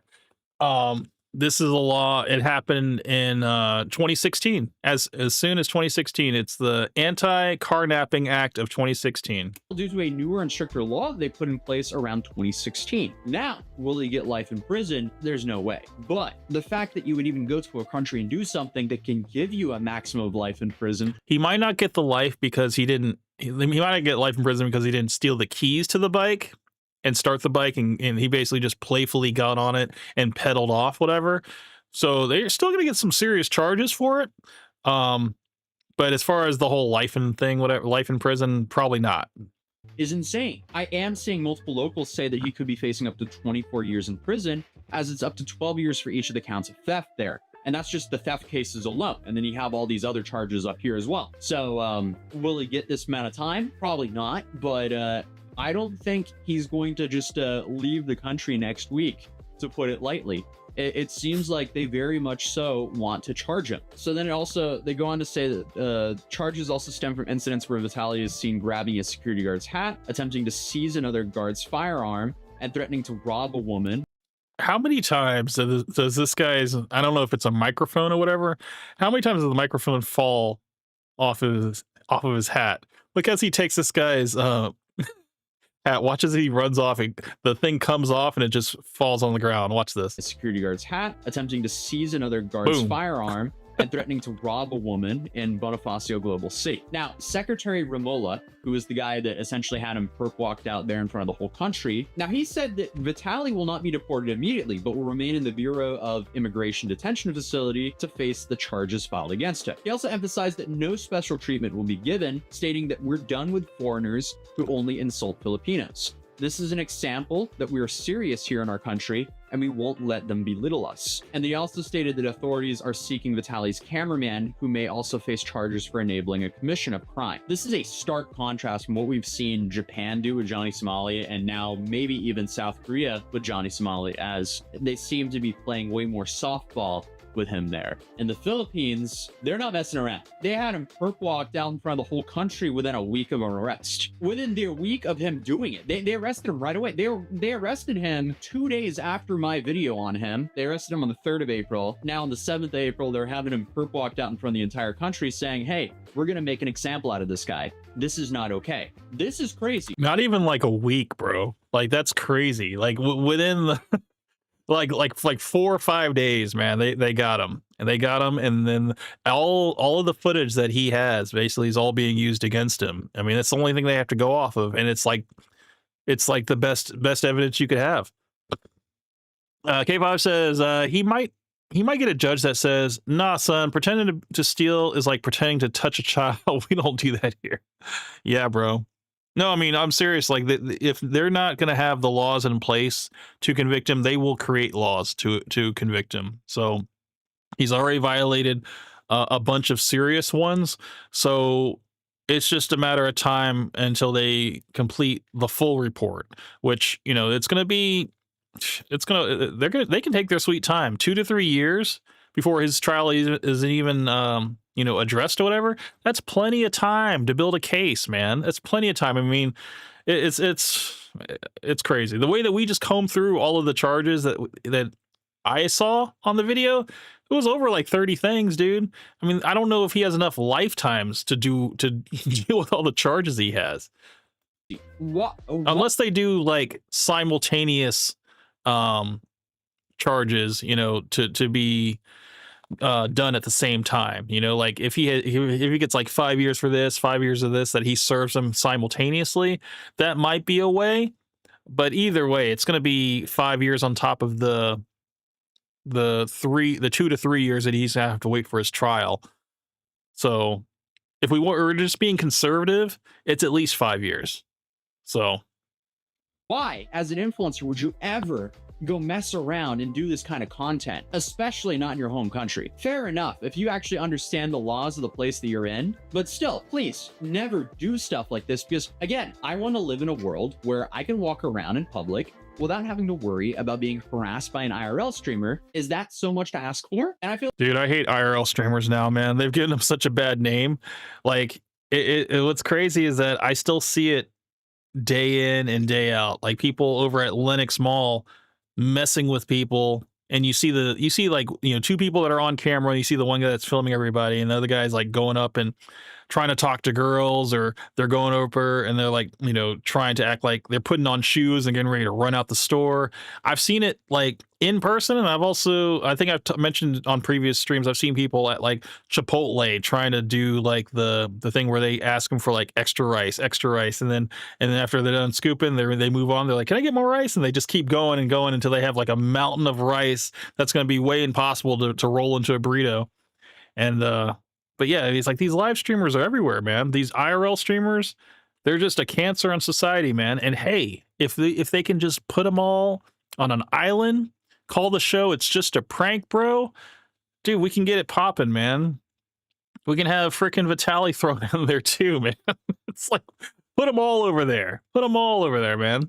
We can have our own little Squid Game. I feel like everyone in the world deserves that very basic right. If you're out in public, you shouldn't have some IRL streamer harassing you to try to get some sort of reaction so they can monetize it for their live stream. It's just not acceptable. But continuing, it says Vitaly's actions have drawn significant criticism, and authorities are committed to ensuring accountability for his conduct in the Philippines. Here's a little snippet where he says that Vitaly has to take accountability for his own content. People have to take responsibility for the content they create. It is not a license to shame or to hurt or to besmirch anyone.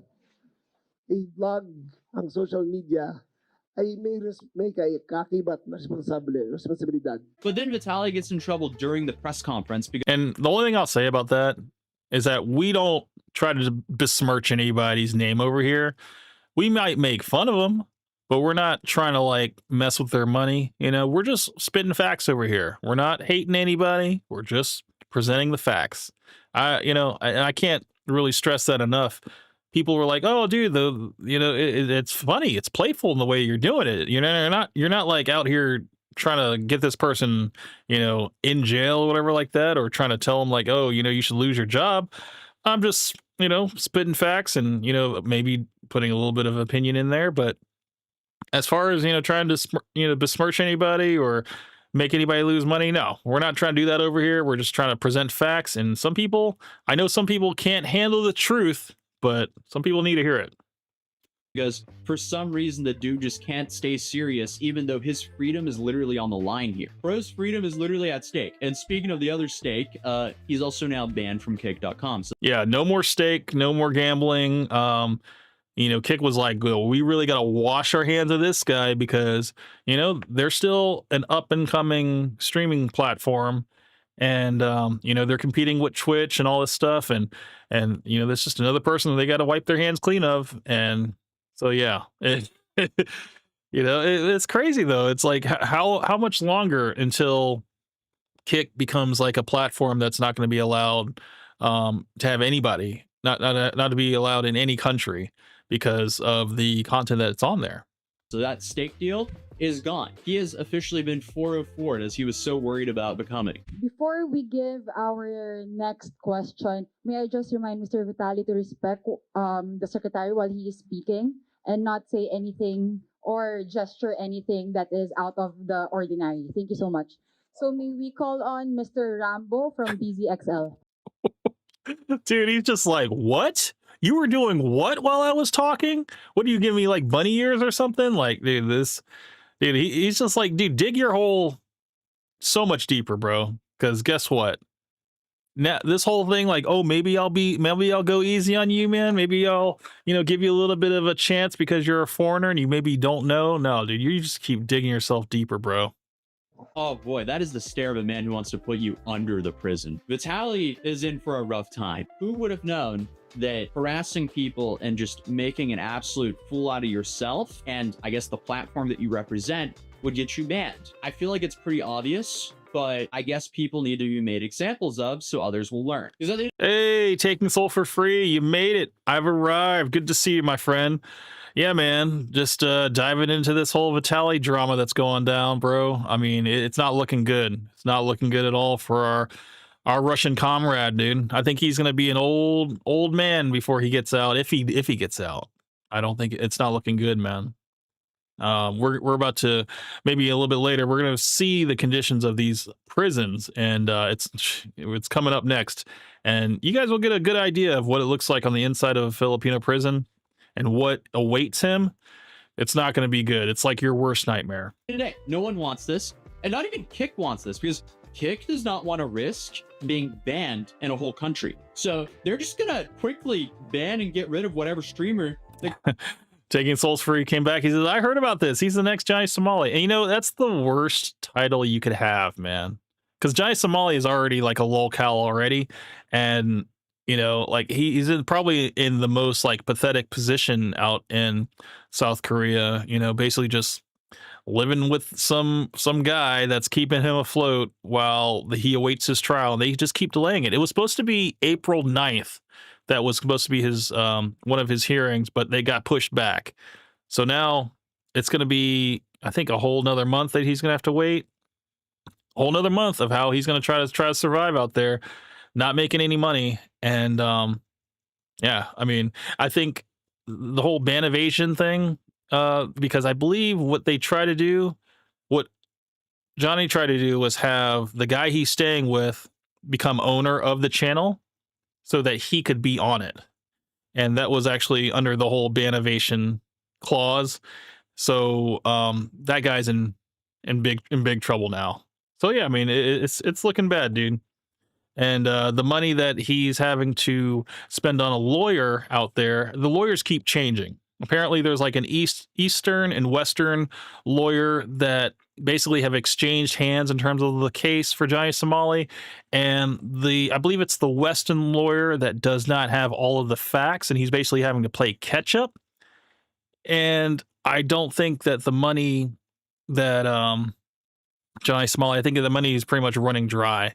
So now he's not going to be able to afford this lawyer, and it's probably going to have to be handed back off to a you know, those lawyers, the lawyers that get appointed to you when you can't afford one. It's about be that situation, and you know, when that happens, dude, it's pretty much, it's a done deal, bro.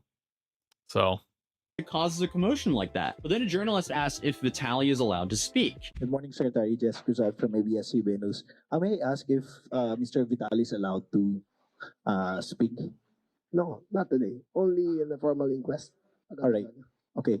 I mean, what could have Vitaly possibly have said right then and there?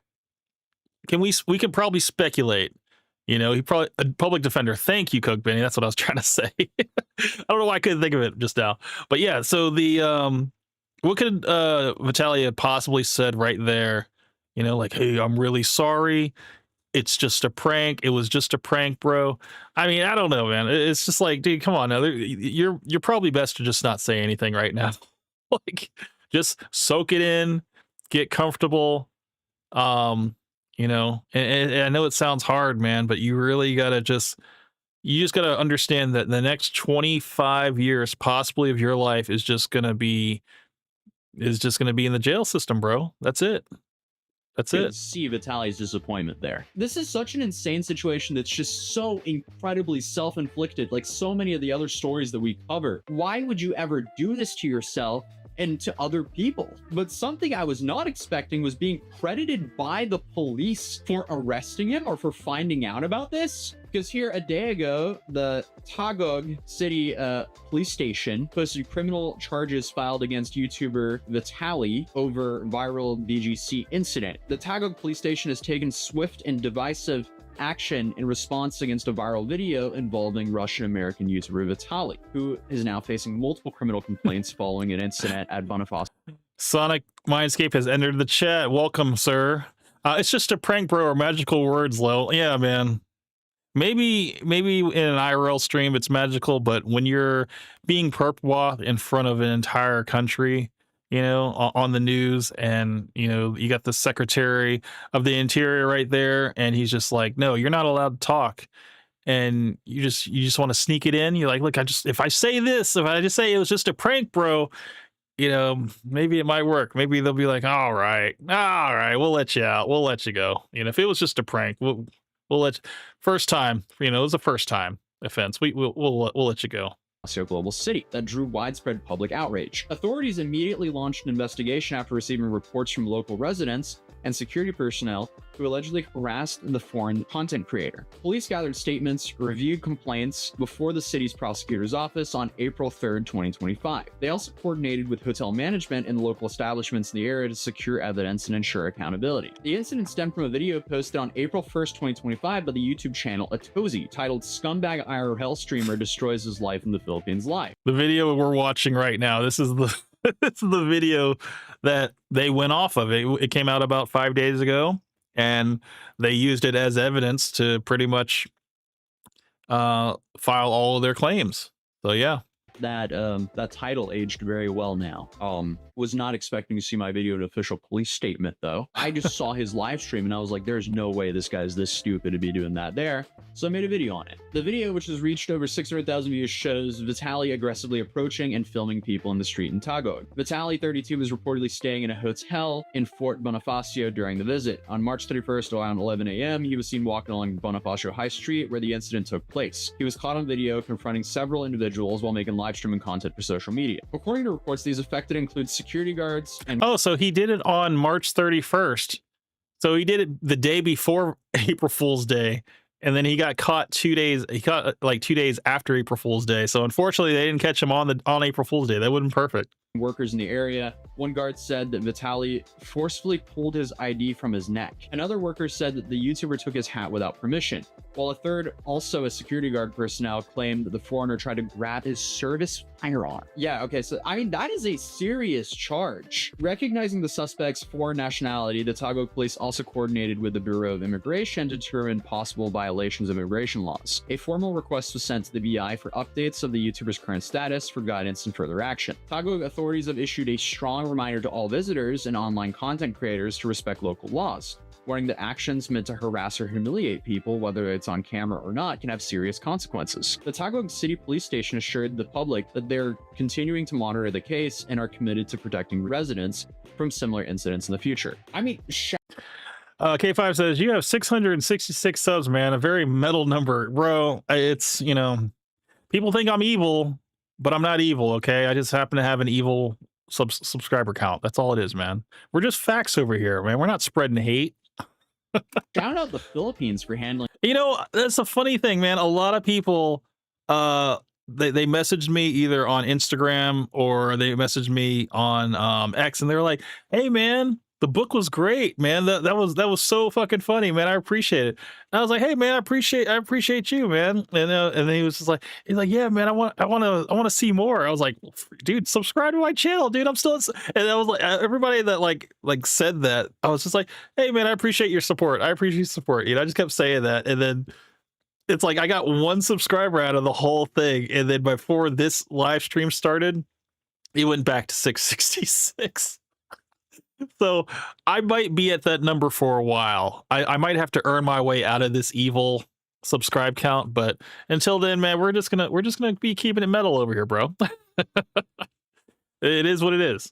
This so quickly, and also like this should definitely not scare anyone from going to the Philippines because they want tourism there. They just don't want people to be live streaming and harassing people in public. It's very easy to go visit a country and not act like the town. That's crazy being in an official Filipino police statement. Shout out to all my Filipinos. I love you guys. Yeah, bro. The Philippines is fucking amazing. I would say any American that has like a whole 2 weeks off, you know, to spend out there, I say bring about $500 spending money. You're going to have so much fun. You'll be able to do as much stuff that you could ever want. Stuff is cheap out there, dude. And yeah, you'll be able to live like a king or a queen, you know. I highly recommend it to anybody, but make sure you bring a fan of some kind. Keep yourself cool. And yeah, bring a lot of shorts and t-shirts, man, because you're going to need them, you know. And yeah, that's it. Sonic came back. He says, you're evil, Camp. Well, backwards evil. Get it? Because you're live. Oh, that's good, man. That's good, man. The evil is live over here, okay? We keep it live. Only once a week, though, okay? It's not like we're not evil all week, okay? We're gathering information so that we can be evil for one day.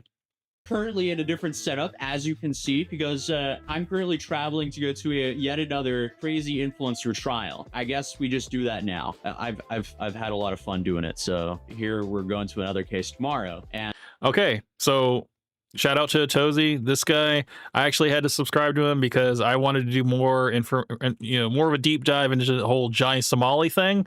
I was also doing a lot of information for Vitali, but yeah, I got a lot of my on the spot information from this guy here. So shout out to him.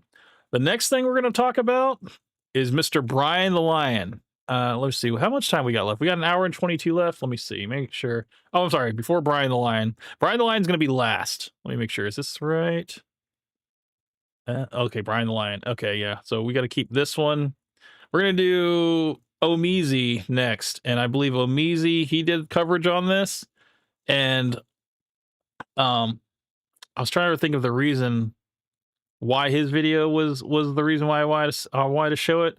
I think I'll remember once we start watching, but yes, we're basically going to be doing a review now. We're going to be doing a review of all the bad things that he did, and then there's going to be some additional information here that I'm going to see that's going. Oh yeah. There's okay. I'm already seeing it. I already see what it is. Let's just watch it, and I think that's what Omizi does. He goes in to the history. A little bit of history of Vitali and how he ended up here. So this is kind of an important watch here. Excuse me, madam. Sorry. I'm gonna rob you if you keep walking away. I want to give you money. No, okay. No. Okay, because you got a COVID mask, you liberal. Go get your vaccine. You. No, yeah. How do you go from like, oh, he's gonna stop you because you're not supposed to be filming out in public, whatever, because you don't have a permit, and then he just escalates it by grabbing the guy's hat. It's like, okay, that's worse. That's worse. The camera's fine now. The camera's fine, but the guy trying to steal the hat, that's a lot worse. You can't do that. Last year, IRL streaming took over new heights, seemingly overtaking desktop streaming as the go-to platform to get your streams off. It was a way to combine vlog content with the traditional interaction of chat that comes with the, streaming aspects of creating content, and people flocked to it in masses. And so it's crazy how people make so much money doing IRL streaming when it comes to like fucking with people, because yes, I guess it's because we as a nation love to live vicariously through other people. They're basically doing things that we would never do ourselves. Okay. And it's like, I said it earlier, man, if they just released GTA 6, if they just went ahead and release it, we wouldn't have to see all this IRL streaming because people will be able to get it out in other ways. But because they keep pushing it back, because they keep delaying GTA 6, people got to go out and they got to cause their own mayhem in order to get their rocks off.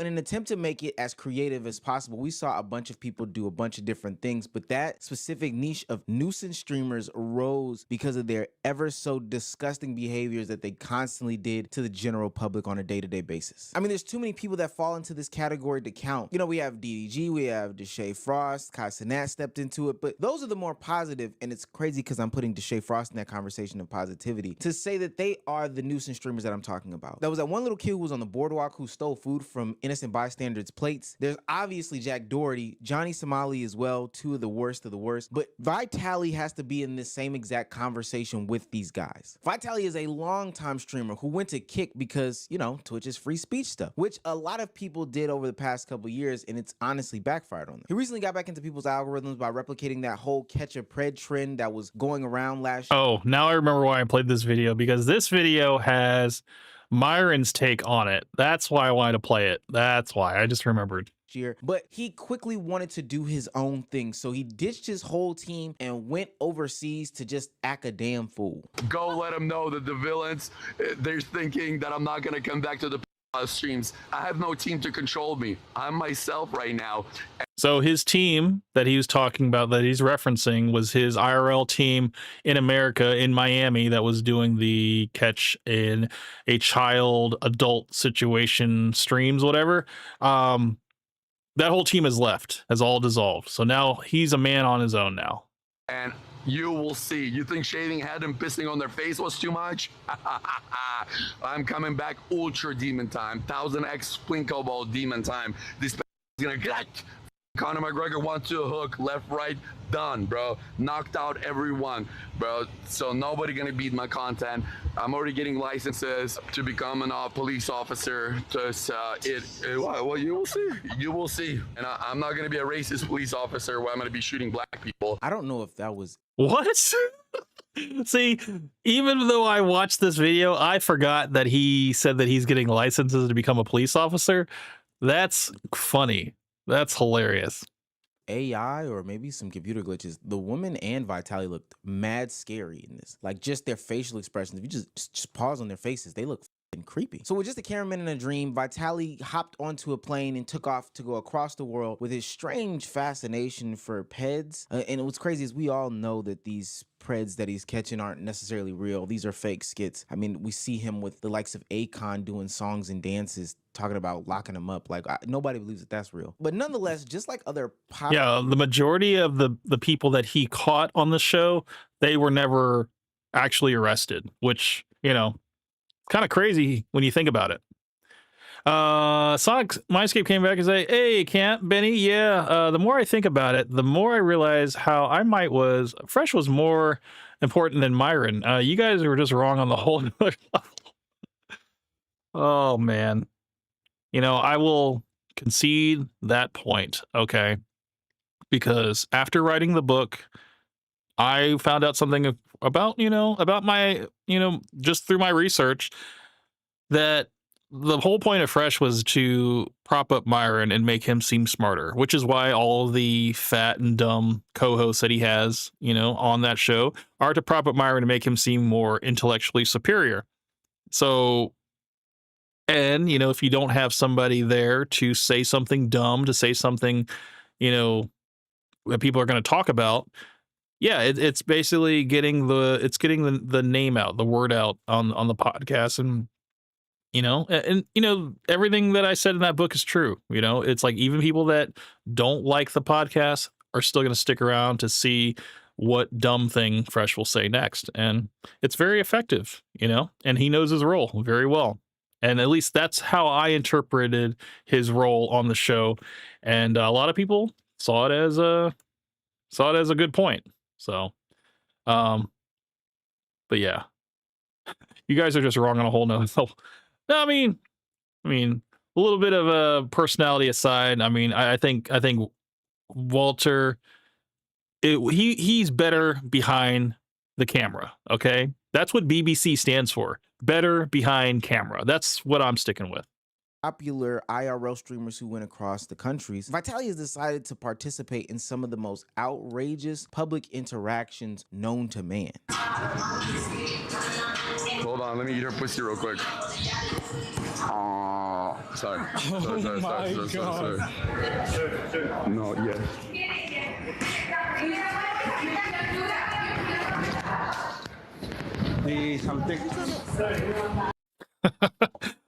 Sonic Mindset came back. He said, "Laugh my ass off." That's actually another good reason. On a serious note, lol. Yeah, I mean, it's the primary reason why he's on the show.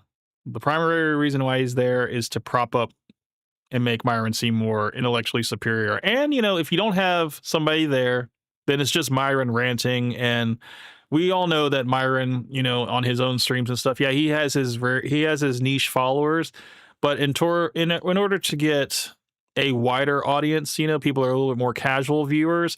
You got to have a guy like Fresh there so that people can learn along with him, because obviously Fresh doesn't practice what the Red Pill teaches, whatever. He makes a ton of mistakes. And before he started talking, he used to be just like the silent listener. He was an audience surrogate, which it's all there. It's all there in the book, man.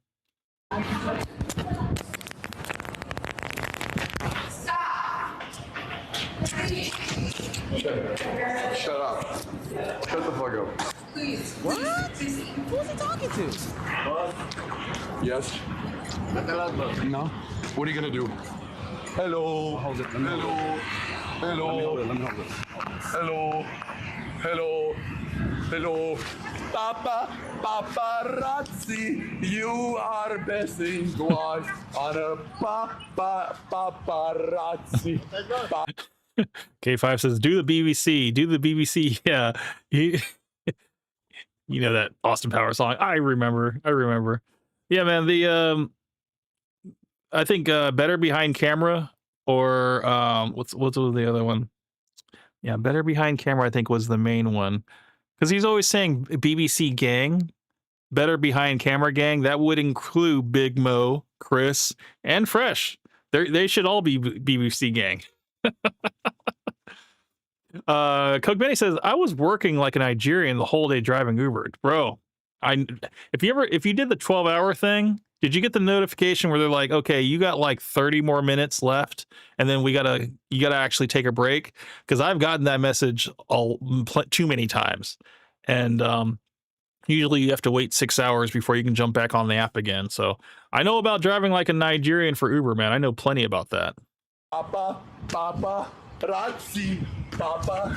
I remember when content like that made me laugh. Gut busted on the floor, dying of laughter. I mean, literally could not control myself because I thought that harassing people in public was probably just the funniest thing ever. Similar to fart jokes or poop jokes, you know, stuff like that. But then I turned 6 years old, right? Scooby-Doo became less interesting, and I decided to, you know, grow up in life. Why people think that they could just go to these foreign countries with harsher policies, stricter rules, thinking they can get away with this stuff, I have no clue. But Vitali made a stop in the Philippines that would change his life for the better, or maybe for the worse, or maybe for the better for us as a viewing audience, but for the worse for Vitali as a whole. He went there and he got himself arrested. Are you Mr. Vitali Sodorobetsky? Yes. Yeah. Good evening. Okay, here's your Miranda rights. Now, there have been so many instances of creators like Johnny Somali or Ice Poseidon or other creators going overseas, harassing people and getting into some sort of trouble. And Vitali is no different. Why he would believe so, I have no clue. But there have been people in the Philippines, seemingly American people, or at least white people in the Philippines, locals that provide, you know, businesses and all this other stuff, that were a part of the harassment, that were warning Vitali that you can't do this. Yeah, he got plenty of chances, like I said before, from, you know, different people, different I think he even got confronted by another content creator that was out in the Philippines, and he literally stopped him and told him, he's like, bro, nobody should. He's like, I don't understand why you're making this content. And then he started talking to his audience. He's like, you guys are better than this. You guys don't need to support this stuff, you know? And he's like, you know, the Filipino people are good people. They're hardworking people.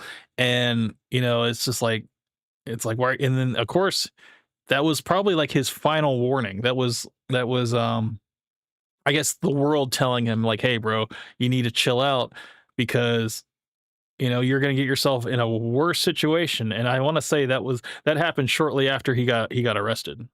Cook Bain says, nope. I drove 9 hours, took lunch break, and shopped around for an hour, and then got back on it for about 5 hours. I mean, still, man, it's a full day, bro, in my opinion. So, I mean, the thing is, man, like, I'm so glad I'm done with that whole Uber grind. I mean, I know it well. I know it too well. I remember I would have full days off, and I would just drive from morning until night. You know, sometimes I would start at 8 in the morning, and I'd have to stop at 8 at night because of the whole 12-hour thing. And you know, maybe take like a couple minutes here and there just to like get something to eat and get right back on into it. But I would take a lot of long rides, you know, and yeah, like I remember I drove from one side of the state of Georgia to South Carolina state lines. And yeah, that was I mean, I would usually put gas in my car at the beginning of the day, and then at the very end of the night, I'd have to put gas in the car. So I was doing that much driving. This isn't where you think it is. You need to act right. You need to relax. This isn't even content, and there will potentially be consequences if you continue down this path. Like, what happens behind this? This is the YouTuber or content creator. I don't know what he was, but he's the one that did.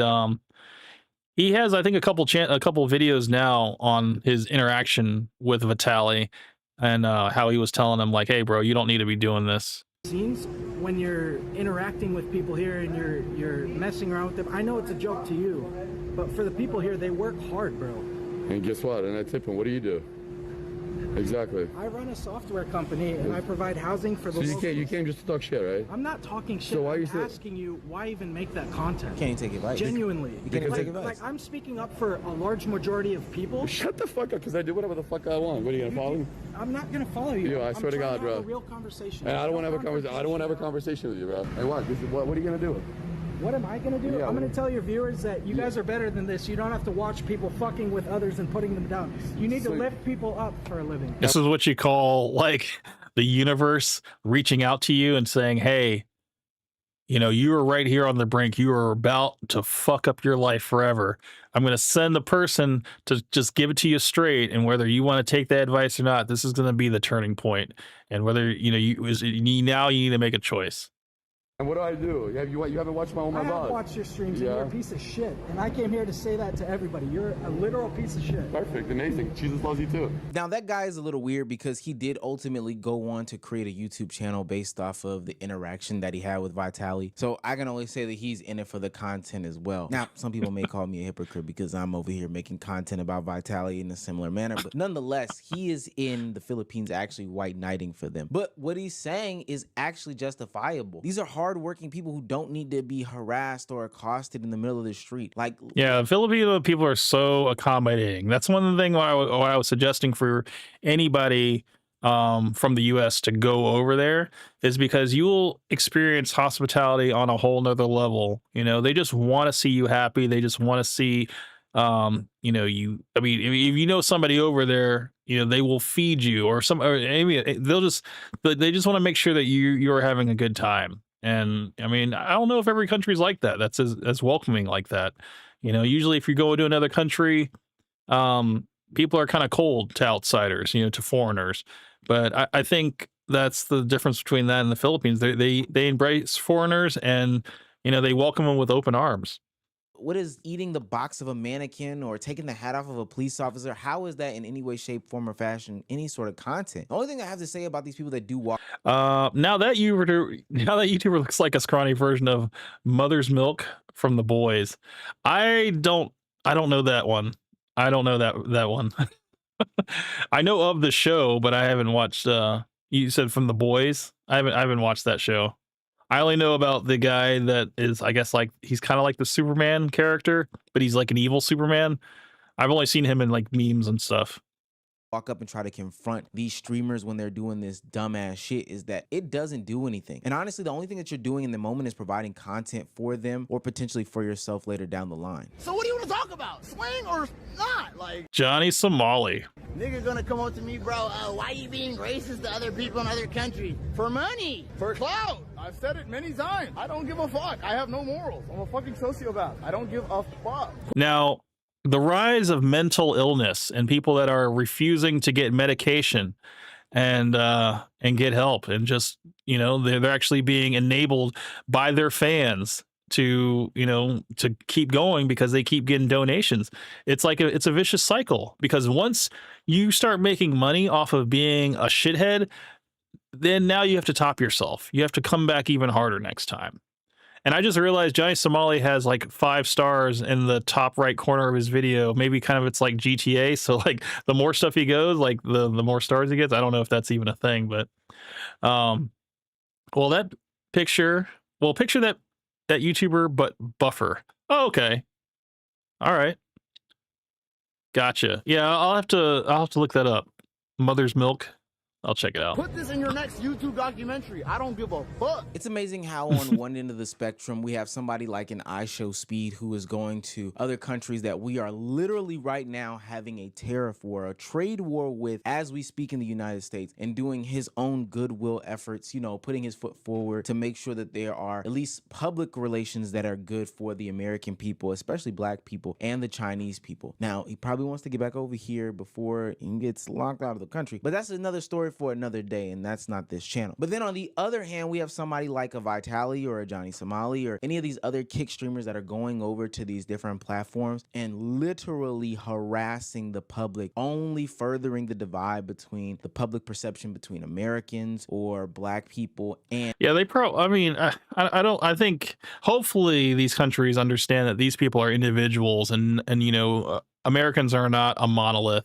You know, there are some sensible people out there, which I'm pretty sure they're pretty savvy about that. They understand that one person is just being an idiot, you know, and hopefully, because that's another thing about the Filipino culture is that they are very internet savvy, you know, social media savvy, and I think they understand, you know, trends and why people do the things that they do because they see it. Everything's global over there, so they can see, you know, the crazy stuff that Americans do, and they just attribute the reason why we do it is because we're rich and we can afford to do it.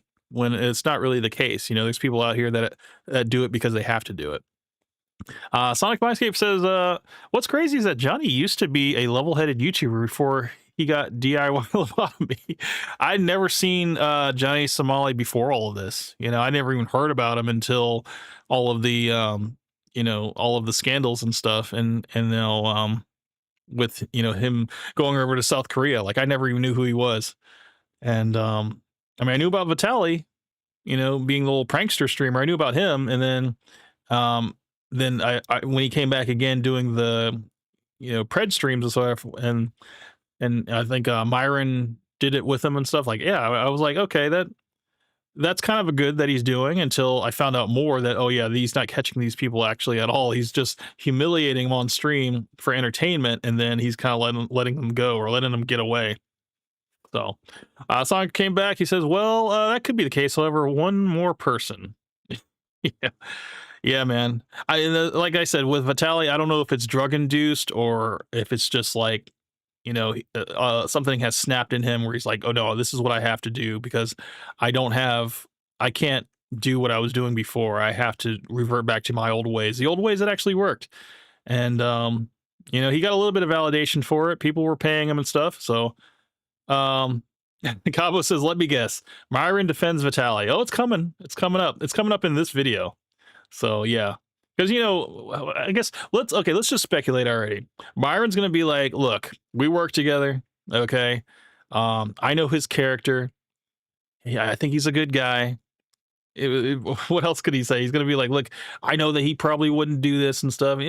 It's like it just kind of puts Myron's credibility of being like a former government agent and stuff. Like maybe he sided with the people because remember he was part of HSI when Obama was in office, and also when who was it? Yeah, when Trump was in office too. So like this guy, wait, was it Obama? Yeah, I think he was under there when Obama was there. Yeah. So he I want to say he probably sided with a lot of the or no, at least he questioned the terrorists and stuff. Maybe he saw like another side of them and stuff, or maybe he had a little bit of a soft spot for him, you know. But you know, what Myron will say is like, no, he had to make a choice between his YouTube channel or his job at HSI. When I'm like, no, I think he's just a poor judge of character, you know. And I think he didn't believe everything he thought. He didn't believe everything that was told to him. So he questioned everything, and I think it just made him a bad agent because he just couldn't judge anybody. He was bad at judging character. Sonic Mindscape said, messes up. People attribute us to that mindset. Foreigners already have the perception that Americans are fat and loud. Yeah, it's true, man. We're fat, loud, rich, spoiled, and entitled. You know, we expect, you know, to go anywhere in the world and just expect everybody to cater to us, you know, and speak English to us on top of it.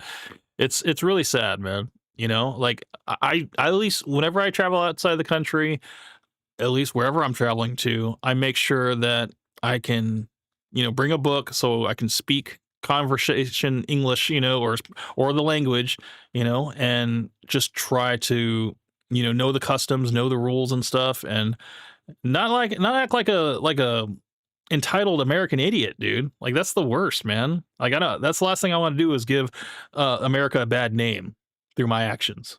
And these other countries. But you know what? The Philippines wasn't going to stand for it, unlike a lot of these other countries who have dealt with the nuisance streamers before coming over and terrorizing the people. They put his ass in cuffs fast as hell. At habang doon siya ay under custody siya ng Bureau of Immigration as an undesirable alien. Ngayon, notice the Andrew Tate pose. He's doing the Andrew Tate right now. mag-uusap pa ang Bureau of Immigration at CIDG ukol sa proseso nito. Pero sa akin paningin, at ito'y akin lamang, hindi ito'y batas sinasabi ko, ay doon muna siya mananatili sa Bureau of Immigration Detention Facility sa Muntinlupa habang siya'y naghihintay ng paglitis sa kanya rito. Yeah, they locked his ass up. And to put insult to injury, they said that they were not going to deport him back to his own country. They've got him in cuffs on full public display so that anybody and everybody can see that Philippines is not a country to fuck with if you think you're going to be a streamer and come over there and do the dumbest things possible. Now, Vitaly still thinks that he's hot shit because he's playing around on camera, smiling and kissing and making all these faces. But the Philippines is dead serious about bringing him up on criminal charges for all of the things that he's done. And to be honest with you, I don't think this is going to be a slap on the wrist type situation where they drag it out, let him free. This isn't Korea or Australia where these content creators are having their way and the people are so generous that they let them off scot-free. Shouts out to B Souls, man. Your people doing what they need to do. And double applause goes out to the people of the Philippines because they're even calling for the staff that enabled Vitaly to go around and harass these people to also be held accountable for their actions. Vitaly had to have people that could speak the native tongue, give him direction. Yeah, the Philippines is going after the channels that have the clips of Vitaly and also the cameraman, like I said before. So they're literally trying to get everybody involved. Just trying to go after everybody because they don't want this stuff to be supported, and I mean with good reason. Drive, etc., to point him in the right and wrong places to be in so that he can carry out those actions. They're just as complicit to the actions and the discourse and the punishment as Vitaly is. They're just not camera facing. I don't have any sympathy for these guys. Nobody should have sympathy for these guys. This isn't a real form of content creation. This is shock value. This is harassing people. This is literally bothering people, putting your hands on people. He's putting his hands on people in public, trying to get some sort of rise out of them so that ultimately he can get clicks, views, traffic, etc., etc. But as the old saying goes, if you play stupid games, you will win stupid prizes. And don't be surprised that they throw somebody like Vitaly up underneath the jail. I'm not even trying to exaggerate, but especially the way that the social media cycle goes, Vitaly might get multiple years for all of the harassment that he's done, whether we think it's right, wrong, left, right, whatever the case may be, and nobody will be there to vouch for him. So this could seemingly spell the end of Vitaly as we know it on the internet, and I am glad, and I hope it happens to the likes of any other streamer that thinks they can just go to any other country and act dumb. All right, so I thought Myron was statement was in that video. Good evening from New York. I'm Chris Hayes. Well, I was wrong. Let me see if I can. Excuse me. I guess the best thing to do would probably go to Myron Gaines X. I'm pretty sure it's still up, so let's look it up real quick. Whew. I don't think he deleted it. Okay.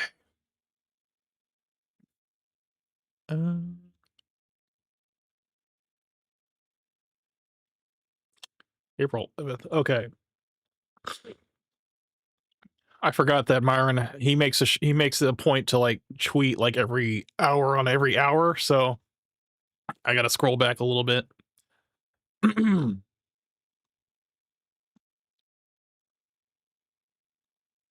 Let's go. Let's find it.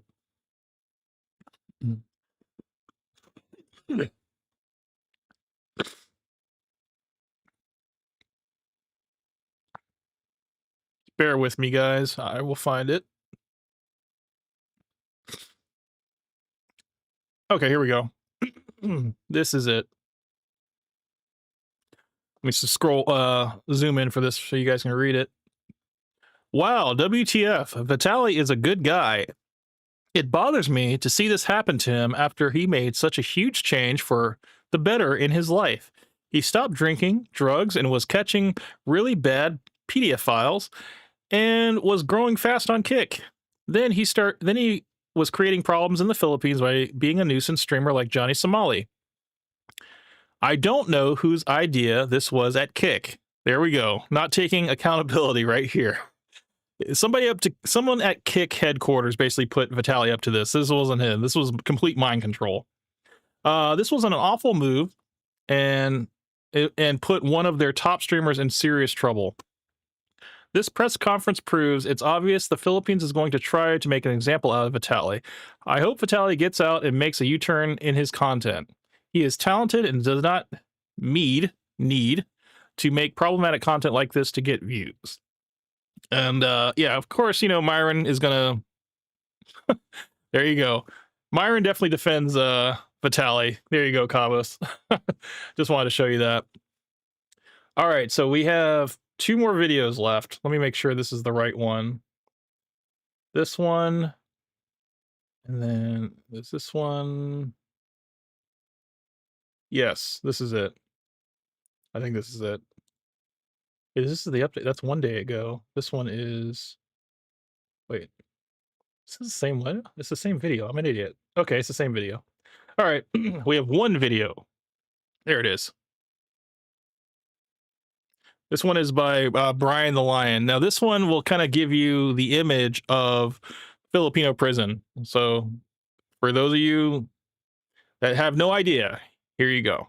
First, let's rip the Band-Aid off. No, there is no caning in the Philippines. That's not a thing here. No whipping, no bamboo beatdowns, no so-called Singaporean spa day. But, and here's where it gets interesting, the lawyer who responded said, and I quote, "I'd rather be caned than go to a Filipino prison."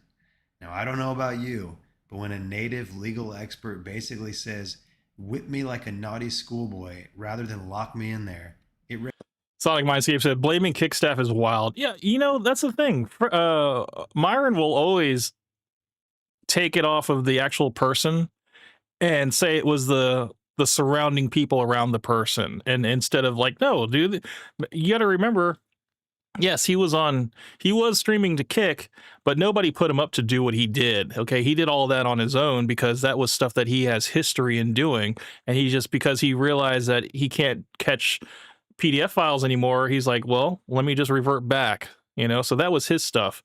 And Myron, he's gonna still stand. He did a whole stream on this. He's like, look, I don't have to agree with what he does. I'm not condoning what he did, but I still think he's a good guy and all this stuff. I'm like, well, this is why you're a horrible judge of character. Okay, that hater that called in and said you're a horrible judge of character, he was 100% right. raises an eyebrow or both, probably a full-on facial spasm. And I get it, Filipino prisons are not exactly Club Med. Think more like a Verox, and someone's probably That was the food, actually. I forgot to, so you guys can see. You got 2 different buckets here. I think one bucket is the stew, and the other bucket, I think, is like the vegetable. Let me make sure. You can kind of see, like, it's rice with a little bit of, like, I guess, vegetable stew on top. I'm not even sure what this is, but that's the meal that you're getting. And that's you're gonna get the same stuff every day. No protein whatsoever. You're gonna get real lean because all you're eating is like rice and vegetables. The food sucks, and someone's probably stabbing a flip-flop. It's the kind of place where you're praying the Wi-Fi goes out, so you stop reading the Google reviews. Now let's talk about review bombing. And no, this isn't your ex-girlfriend leaving 1-star Yelp reviews for your personality. This is to go give them a taste of justice. And that justice happened to include a bunch of reviews written from the basement of someone's emotional instability, then we've got a problem. A legally defined courtroom attending, possibly handcuff wearing problem.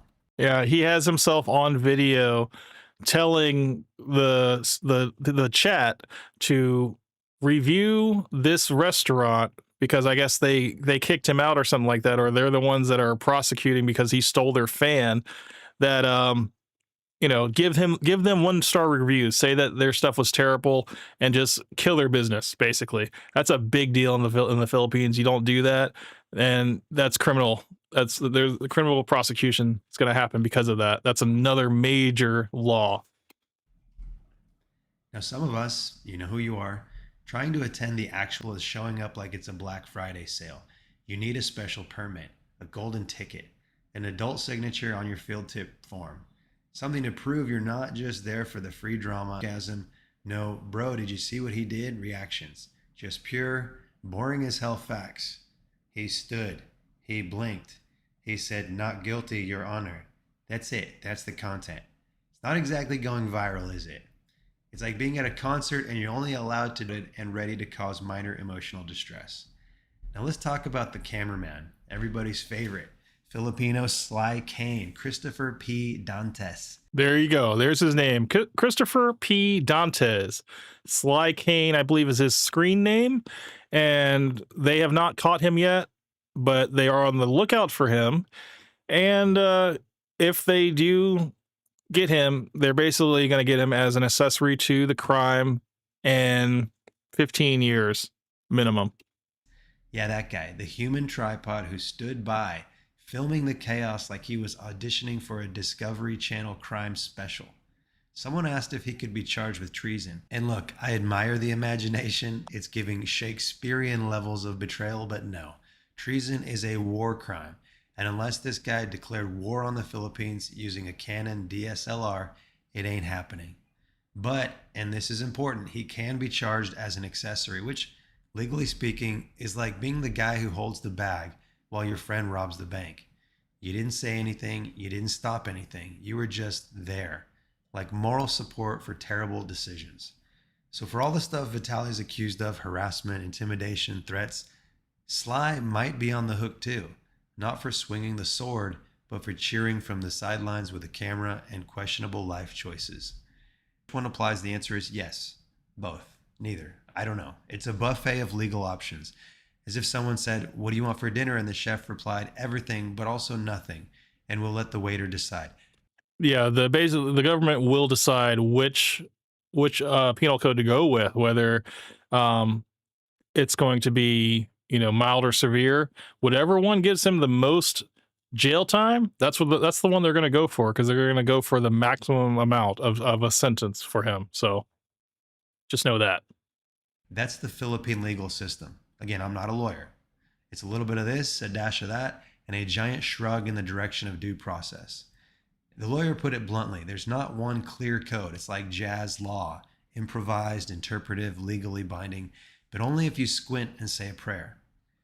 So what does all this mean for Vitaly and his not-so-merry band of content creators? Well, it means things could get very real very fast. No fake reviews, no funny business, and definitely no room for, "but I'm an influencer, bro," defenses.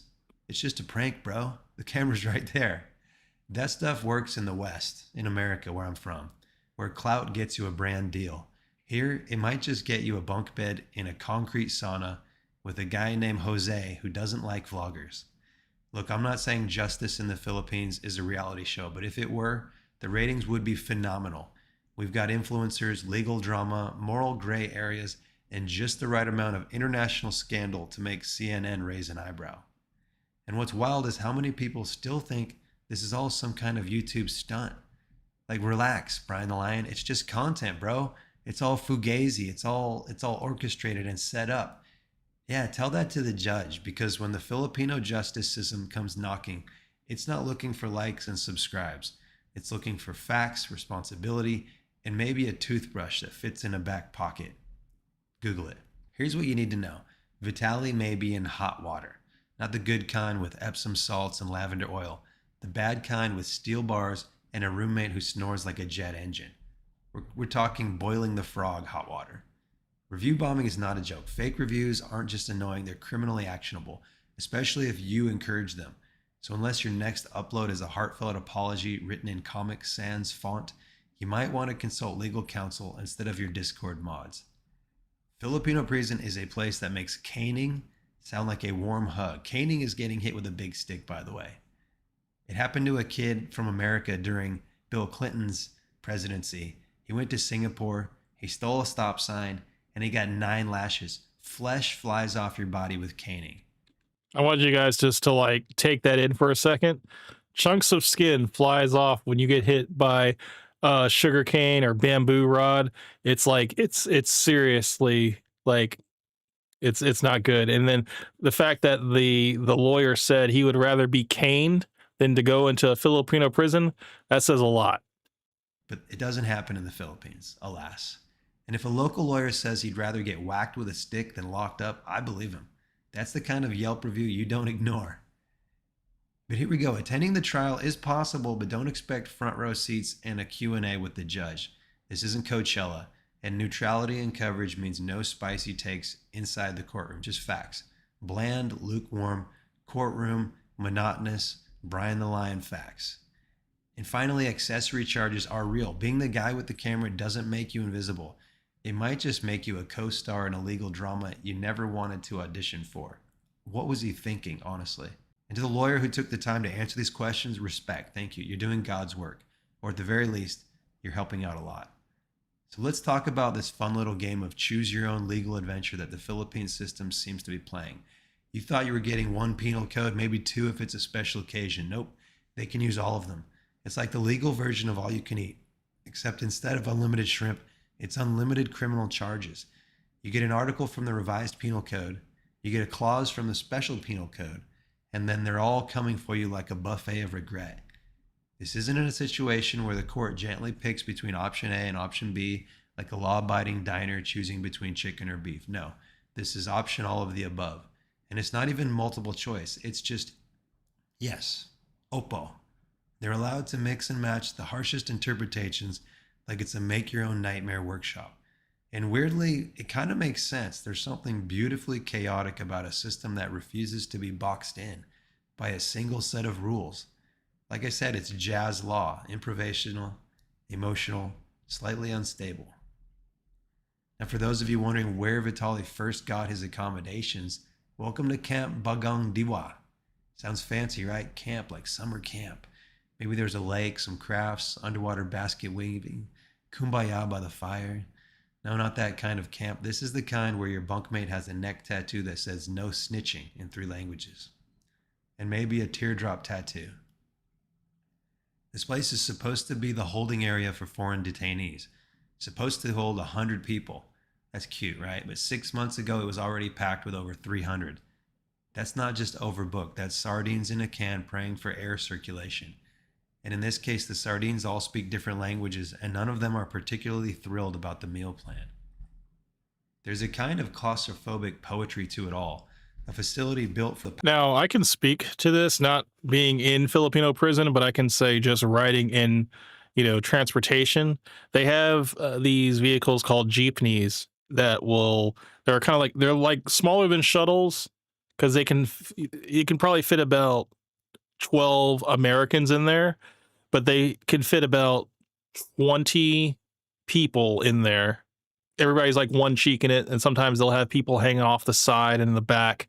And it's just crazy. It's crazy packed.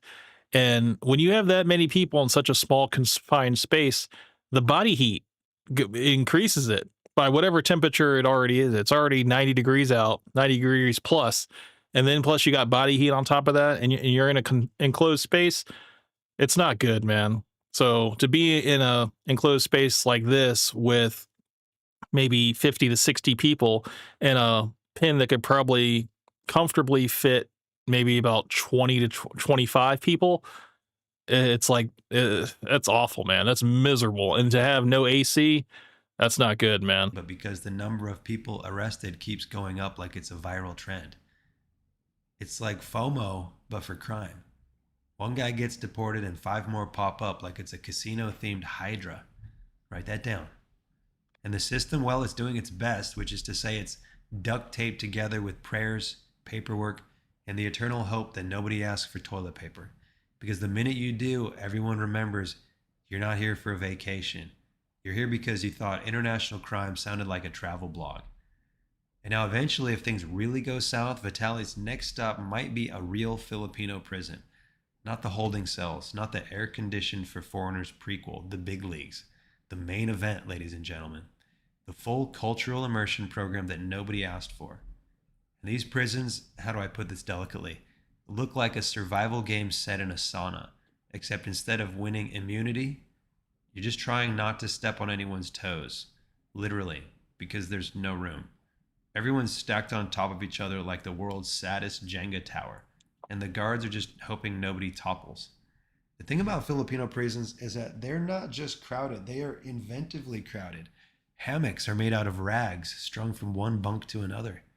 People sleeping on cardboard because the floor is full. And if you manage to find a spot near a window, congratulations, you hit the jackpot. You're now in charge of fanning 6 other guys using a folded up newspaper. That's teamwork. Teamwork makes the dream work. Write that down. It's not a punishment, it's a group project in suffering.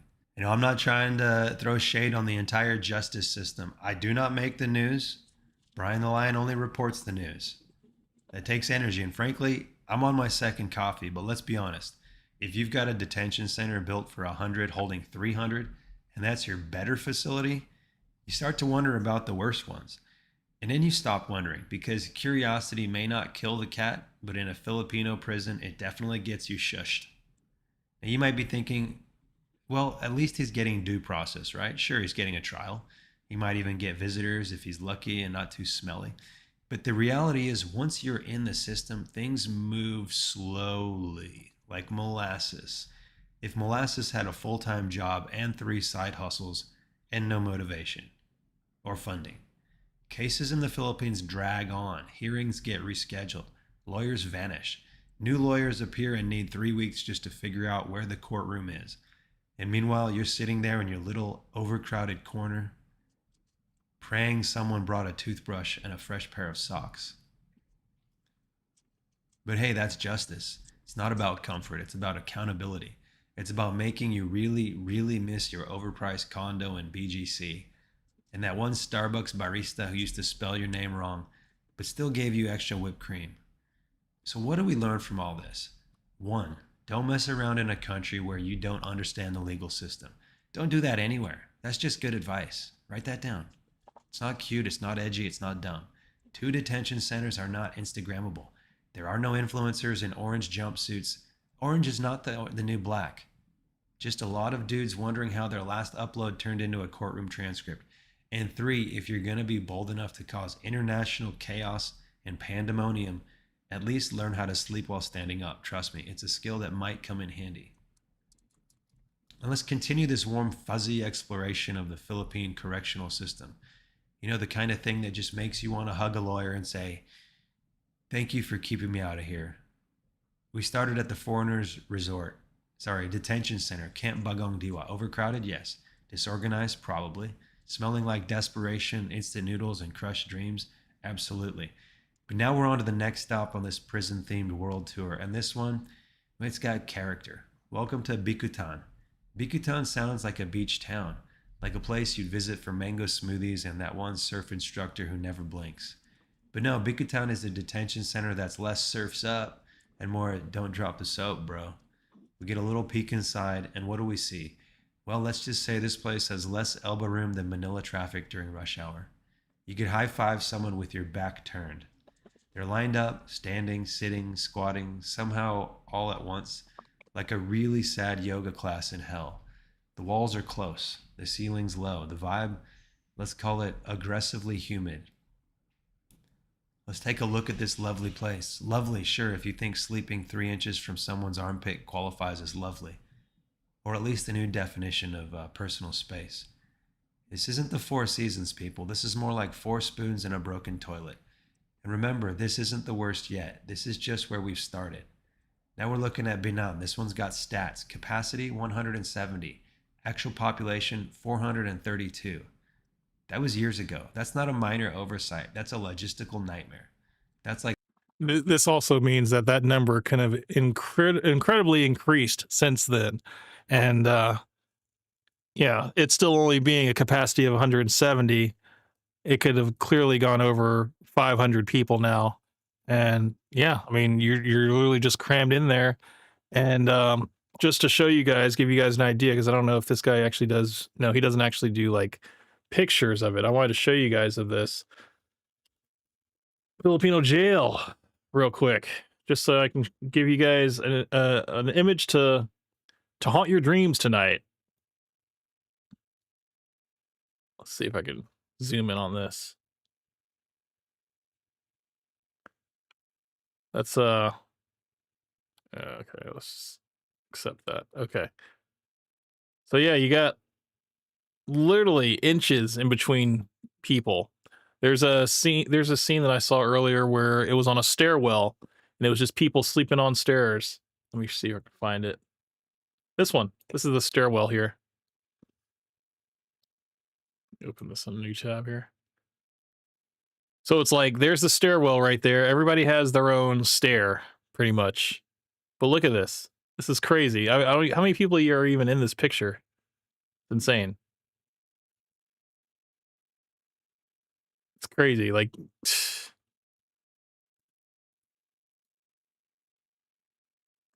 almost every scene is just is insanely depressing. I mean, I see the one fan. There's one fan right here. And that's for everybody. That's why I'm like, dude, fuck that. You want to know about a fate worse than death, man. That it's burning up by all the body heat in this little box here. That is that's pretty much the conditions there. Then on top of that, you're getting 3 meals a day worth $1.30. It's not good. Like hosting a house party for 10 and watching 40 drunk people you have no idea who they are show up with no pants and one guitar. This was years ago, which is basically ancient history in internet years, but not long enough for a miracle renovation. So if you're holding out hope that things magically improve, let me gently take that hope, fold it into a paper airplane, and fly it into a brick wall. Let's pause here for a moment. I know what you're thinking. Well, they broke the law. What did they expect? A room at the Hilton? No, of course not. But there's punishment, and then there's this. Medieval Tetris game of human beings shoved into spaces so tight you can hear someone's thoughts through their kidneys. And at certain points, it's not about justice. It's about logistics. It's about hygiene. It's about, do we have enough air for the number of people breathing in here? If you have to take turns laying down, you're no longer incarcerated. You're auditioning for a Cirque du Soleil act nobody paid to see. And now imagine you're Vitali. You're not just some random guy in the crowd. You're that guy, the guy who went viral for all the wrong reasons. The guy who filmed himself doing borderline psychotic criminal stunts in a country that's not known for brushing off disrespect. You walk in and half the cell already knows who you are, and not in a I'm your newest subscriber kind of way. More like, so you're the reason we had to hear about the Philippines on international news kind of way. This is not a... That's a huge target on your back. He's not going to survive, man. He's not going to survive to his trial. He's going to have too many people gunning for him. Great position to be in my opinion. This is not influencer heaven. This is influencer purgatory. With a side of rice, fish heads. Yes, it's true. Look it up. Your cellmates, they're not followers. They're just trying to find floor space that isn't already taken by someone's sweaty leg. And then comes the boredom. You thought waiting in line at the DMV was slow? This is a whole new level of nothing happening at a glacial pace. Time doesn't fly, it limps. There's no content to create, no ring lights, no collabs, no controlled substances, just endless hours of recycled conversations and planning your next meal like it's a bank heist. And don't get me wrong, this isn't about pity, this is about reality. You push too far in a place you don't understand, and sometimes the pushback is brutal and slow and smelly. You think it can't get worse, and then someone in the corner finds a cockroach and names it after their ex-girlfriend. Things always get worse. The guards, they're doing their best, probably, underpaid, overworked, trying not to step in someone's sadness. It's not an easy gig. When your workplace smells like instant noodles and sweat-soaked bed sheets, you're not exactly coming in with a chipper attitude and a motivational poster. You're just hoping nobody screams today. Meanwhile, the courts chug along, one hearing here, one reschedule there. Maybe your lawyer shows up, maybe they're stuck in traffic, or maybe they finally realize they went to law school to draft contracts, not to babysit influencers with a narcissist complex. You sit, you wait, you lose track of how many days it's been since you saw the sky. Eventually the buzz fades, the story dies down. Your subscribers move on to the next drama, the next scandal, the next person who thought being obnoxious in public was a business plan. And Vitali's still there, in Bikutan or Binan, or whichever overpacked sweatbox is currently lucky enough to host him. And let's not forget the food situation. You're not eating gourmet cuisine. You're not even eating cafeteria food. This is pure, unfiltered mystery mush. There's a 40% chance you're consuming something that used to be a vegetable, and a 100% chance it tastes like it was cooked in disappointment. You want snacks? Too bad. This isn't a streaming service. You don't get to pause reality and order takeout. And maybe after a few weeks of that, the ego starts to chip. The persona fades. The content creator becomes just another guy in the cell, breathing the same humid air, hearing the same toilet flush, feeling the same creeping sense of existential dread. People are starting to forget your name. And that's when people really, really see that reality kicks in. When there are no likes, no comments, no algorithm to boost you out of the mess you made. Just you and a whole lot of people who don't care how many views you used to get 10 years ago. So the next time someone thinks about being edgy and breaking laws in another country, they think that's good for the brand, send them this. Let them stare into the overcrowded abyss of these prisons and say, yeah, I think I'll pass. God bless you all. And there you have it, ladies and gentlemen. That is the the dreadful reality of what Vitaly will have to go through for a minimum of 5 years, at least the first 2 years. So, yeah, that's pretty much all I got for you guys tonight. If there is anything else you guys want to know about this whole Vitaly thing, I'll be sure to follow up on it. But as of right now, he's in the system, and now he's waiting. There is one more thing I wanted to show you guys, and this will only take about 10 minutes of your time. This was by a content creator that I've just recently found that is a super hater of Fresh. And his name is Khalil Zaween, and I'm going to let you guys be entertained by this last video. So I hope you guys enjoy this one. Here it is.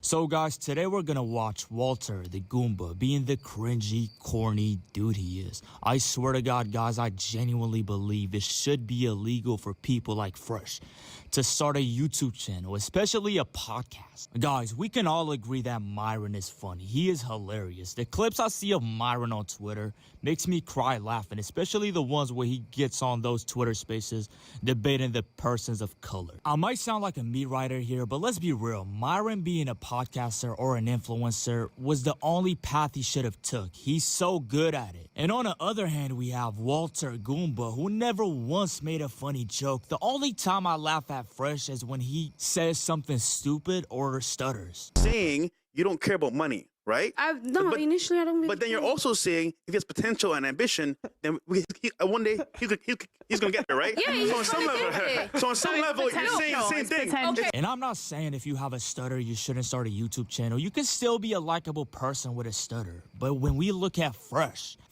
is an absolute disaster, bro. Not only he stutters, he's very unlikable, he's so corny, and he's stupid as fuck. I know Myron is a smart guy, but sometimes I just look at Fresh and start questioning Myron's intelligence. Because why would he give this fucking monster 50% of his revenue? This podcast we're about to watch is gonna prove that Fresh was diagnosed with some type of autism when he was a kid. So this guy right here is a YouTuber, and he has this podcast where he trolls people. He trolls the guests. On every episode, he brings on this whatever creature, who, by the way, looks more like a human than Fresh. If I had to pick between this guy and Fresh to be my co-host who's gonna take 50% of my revenue, I'm picking this fucking creature. At least this guy just sits there without saying a word. Fresh does not know when to shut the fuck up. So you know what the host of the podcast did, Matan? He did not even give Fresh a mic. That was genius. What's up, man? Thanks for coming in. What's up? How you doing, bro? Thanks for coming. Oh my God. Please welcome in my manager, Varflor. Oh my God, this is so funny. I just got pulled by a 17-year-old and I didn't say shit about it. It's just funny. Fresh, you're a fucking punk. Let's start. Just in case anybody doesn't know you guys, please introduce yourselves, tell them a little bit about it and all that one. You go ahead, Fresh. Wait, he has a mic, so you go. I forgot to bring him a mic. You go ahead. Okay. Myron Gaines won't have. I find this word very corny, but fresh is the prime definition of a beta. This 17-year-old pulled your whole body, and you're not gonna pull the mic to talk, you beta bitch. Only one of you could be successful. Who would it be? I'd say fresh, man. You? Yeah. Why do you agree with him or no? I mean, in different ways, yeah. What does that mean? I agree with Myron in different ways. Yeah. It's just like, it's another nothing answer. But this is a very important part of the podcast, because this is where he says, hey, hypothetically speaking, who would run the podcast? Who would take over the podcast and then the other person become a bum? And Fresh, for some reason, could not engage with this hypothetical and could only see reality as, oh no, I have to be making money. I have to be successful. It would have to be me, whereas like, he's just not thoughtful of other people and their contributions. He's just like, he's very self-centered in that. See how Matan moved the mic to Fresh? Because he's actually interested in the answer of this stupid Goomba. He's about to say some retarded shit. No, only one has to be successful. The other will become a bum. I'm not about to be broke, so. Fresh, yeah. Oh, so him. He'll be the loser? No, not loser, just. No. Well, I said bum. I mean, loser's less harsh, actually, I would say. I like making money, bro, so. Probably me. You would be the bum? Yeah, I don't believe in luxury items anyway. I don't mean necessarily luxury. I mean just one of you is a homeless bum and the other one is takes over the podcast, I guess. I'd be fine with it. You would let him be successful? Yeah. See, that just goes to show you that Myron does not care about Fresh and Fit. He's willing to tank the brand and give it all to Fresh if it means that he can go off and do his own thing. But because that's not the case, because that's just a hypothetical, he's going to say, no, I would give it to Fresh, of course, because it sounds good. But Fresh is supposed to say, no, I'd give it to Myron, because Myron, he drives the whole podcast, man. It basically hinges on his effort, but he doesn't say that. Audacity this Goomba has, and he's not being sarcastic, by the way. This is no sarcasm. He's serious. This clip went a little viral on Twitter because of how unbelievable it is, bro. This man is so ungrateful. Fresh is nothing without Myron. He wouldn't even be able to pay for the hookers he pays for if it wasn't for Myron. Myron does everything for Fresh, and this is what he says online about his co-host. Man, if I were Myron, I'm replacing Goomba with this guy. What type of shot? How could he take that? I mean, I agree. He probably would win. Yeah. But what's he gonna do? What's his best move? Probably the Arab slap. You know what I mean? But that's not gonna be a knockout. See what I was saying last stream about Fresh being a goldfish brain? He cannot focus whatsoever on what's being said. And this video just highlights the whole thing. It's so great. It might be a knockdown. Yeah. I think she'd stay down. Stay down? Why is that? Because, she wouldn't want to get slapped again. Yeah, but this is a brawl. This is, they're fighting to kill each other. She would give up. Well, she wouldn't, because it's either she dies or he dies. She'd give up. Then he's going to go and beat her down, so she has to get up. He'd probably slap her again. Are you guys... Gabo says, damn, he's spitting facts. The guy in the middle would be a better co-host. It's funny, man, because, the thing is, okay, here's the reality, is that Fresh doesn't know this character is Hector Salamanca because he doesn't watch Breaking Bad. He has no idea. So he's not understanding, the whole stick here. So he's just weirded out. But no, it's like on whatever, how they have the mannequin and then they have that one Asian girl that wears the World War II helmet. It's like they're just there. They're just there to just have a seat at the table and not contribute anything. And and Fresh is like, I'm better than that. I actually contribute now. It's like I want to contribute to the podcast, and he wants to talk, but it never works out. It never works out good. The same Right here in Fresh's big noggin, he's thinking, think about this. Let me try to get scared. So on some level, you would find it funny. On some level. Cabos, on some This level. is all he did the whole podcast, thinking it's funny. He's trying to act creeped out. So maybe somebody comments, oh my God, Fresh is so funny. The way he's so scared is so funny. Nobody said that in the comments. Everyone is shitting on Fresh. Fresh every 10 seconds. Think about this. What the fuck? Yo, what the fuck? This is the limit of his intelligence. Absolutely, bro. He's retarded. And so you don't sleep with men? You leave that to him? That's what he does, yeah. That's what you do? You sleep with men? He didn't find that funny. See, he's being you keep insulting your best friend here. He doesn't. I'm looking at your dude like, what the fuck? No, you're looking at him. He's insulting you. Finger under his chin, like just only there. I don't know who you're talking about. Bro, he's right here next to me. Your friend Myron? Bro. All right, listen, bro. In my country, you sleep with a guy, you're expelled. Banabati boy. I don't do that. Fresh, stop the fucking lies, man. This is Fresh with his boyfriend. I'm willing to... He brought her up. Oh man, the French, possibly trans woman here with very hard features. Let's be honest, okay? There is a BBL. There's a lot of facial reconstruction there, and Fresh is just like, oh man, this is the new side piece right here. Put my life on the line. Fresh would suck a BBC for $100,000. I know one when I see one, and this is not a straight man.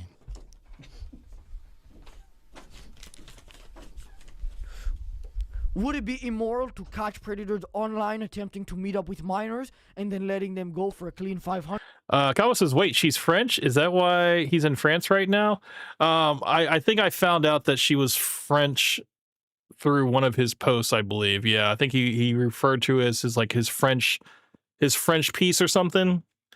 Yeah, it was when they were outside, I guess at like some resort or something like that, and she was showing off her BBL basically. So yeah. 100? What the fuck? Nah. You gotta. What the fuck? This is so weird. Like, he didn't watch the podcast. When you get invited to a podcast, you have to see what the podcast is about. He's seen what the podcast is about. He saw this fucking creature, and now he's acting like he's weirded out, like this is his first time seeing stuff like this. If you pay attention to Myron, he did not bring up this fucking creature not once. Because he's not surprised, and he's not acting surprised, unlike this fucking cornball, bro. This guy's a corny Goomba. So in this next clip, Matan asked Fresh about the story where he smashed 3 girls from this basketball player's party. And legendary story, guys. Legendary. Fresh's answer is so stupid, it's gonna actually piss you off. I think this is for you too. I'm pretty sure. Correct me if I'm wrong. You once said that some basketball player had offered you any woman in his house. Even if that wasn't... Well, let me finish it. Even if that wasn't a lie, what's impressive about sleeping with a random hooker? Such a good question, Matan. Such a good question. First of all, they were not hookers. Secondly, well, if he's offering to sleep, it wasn't any woman. Okay, it's not a hooker. It's just an actual. What happened was, I told a story about a true event happened. No, people thought I was lying. They were. He came out to my show and explained it in detail what happened, and I wasn't lying. What the basketball player? Yes. Secondly, who was he?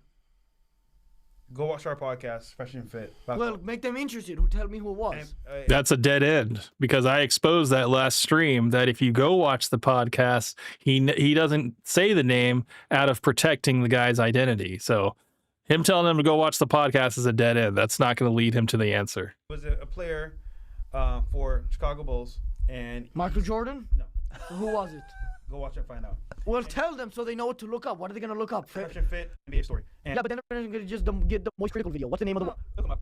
But what happened was YouTubers were jealous because they said, "No other way this is possible. Fresh, you're lying." I'm like, "Why would I lie about this on camera?" Look at Matan. He's like, "No way." He said jealous. I brought him on after his contract was finished.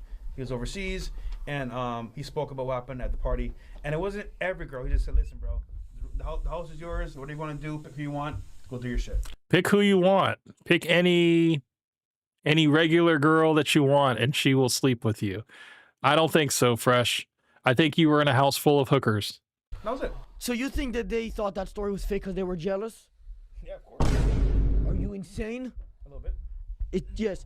Fresh, that was a great argument, man. They were jealous. They just jealous, man. Think about this. They're just jealous. I smashed 3 hookers. They're just jealous. Does this ugly Goomba understand that smashing whores is nothing to brag about? I'm not gonna lie, guys. I might get jealous if I see a man making girls fall in love with him to the point where they would do anything for that man. That's something you can brag about. That's actually impressive.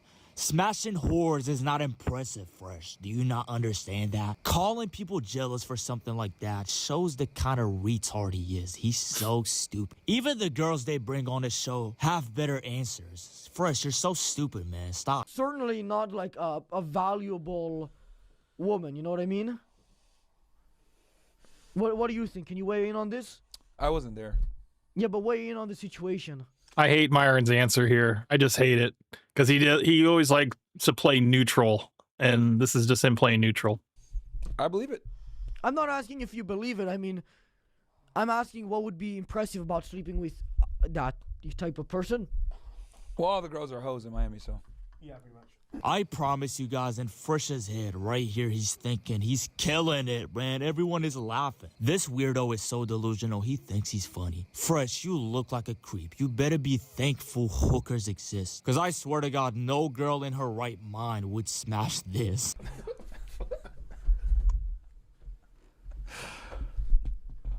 Yeah, what's up with this guy?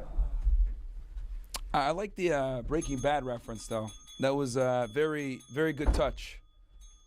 But I can see how someone would be awkward about it. Like, oh shit, what the fuck's going on here if they've never seen the show before. So, yeah.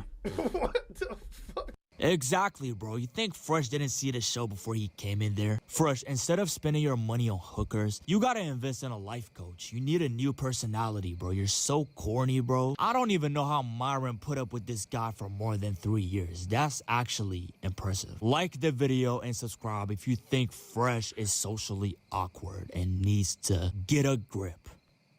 So this gentleman right here, shout out to him. His name is Khalil Zaween. I think has like 11 videos.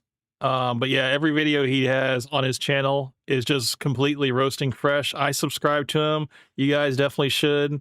This guy's hilarious. The one last thing I'm going to show you is on Reddit. And let me go back. It's going to be on Length or Girth. And I will show you. It is. I'm saying there's 4. Let me make sure I saved it. I know I didn't save it, but here it is. Where is it? A call. This one. With Myron, Fresh. So this is the update, because I wanted to give you guys this as one of the last things, is the update to the boxing match between Fresh and Sneeko. So here you go, guys. This is they're all on a call together. So here you go. A call with Myron, Fresh, and Aiden Ross. I had a call. You know, Myron wanted to get us all on a call. There's a lot of things I want to talk about. But before you even get into the content for today, I guess I need to catch up. So we got on a call. How do you guys think that went? You're a millionaire of broken headphones. I know. It's okay. LB squash wall. Okay, let me tell you. First, I want to see the predictions. What do you guys think happened? What do you guys think happened on that call? And you want to know something? I have the whole thing recorded. It's a 30-minute call. Wallahi, it would go viral. It would go so viral. Clips for days. So many.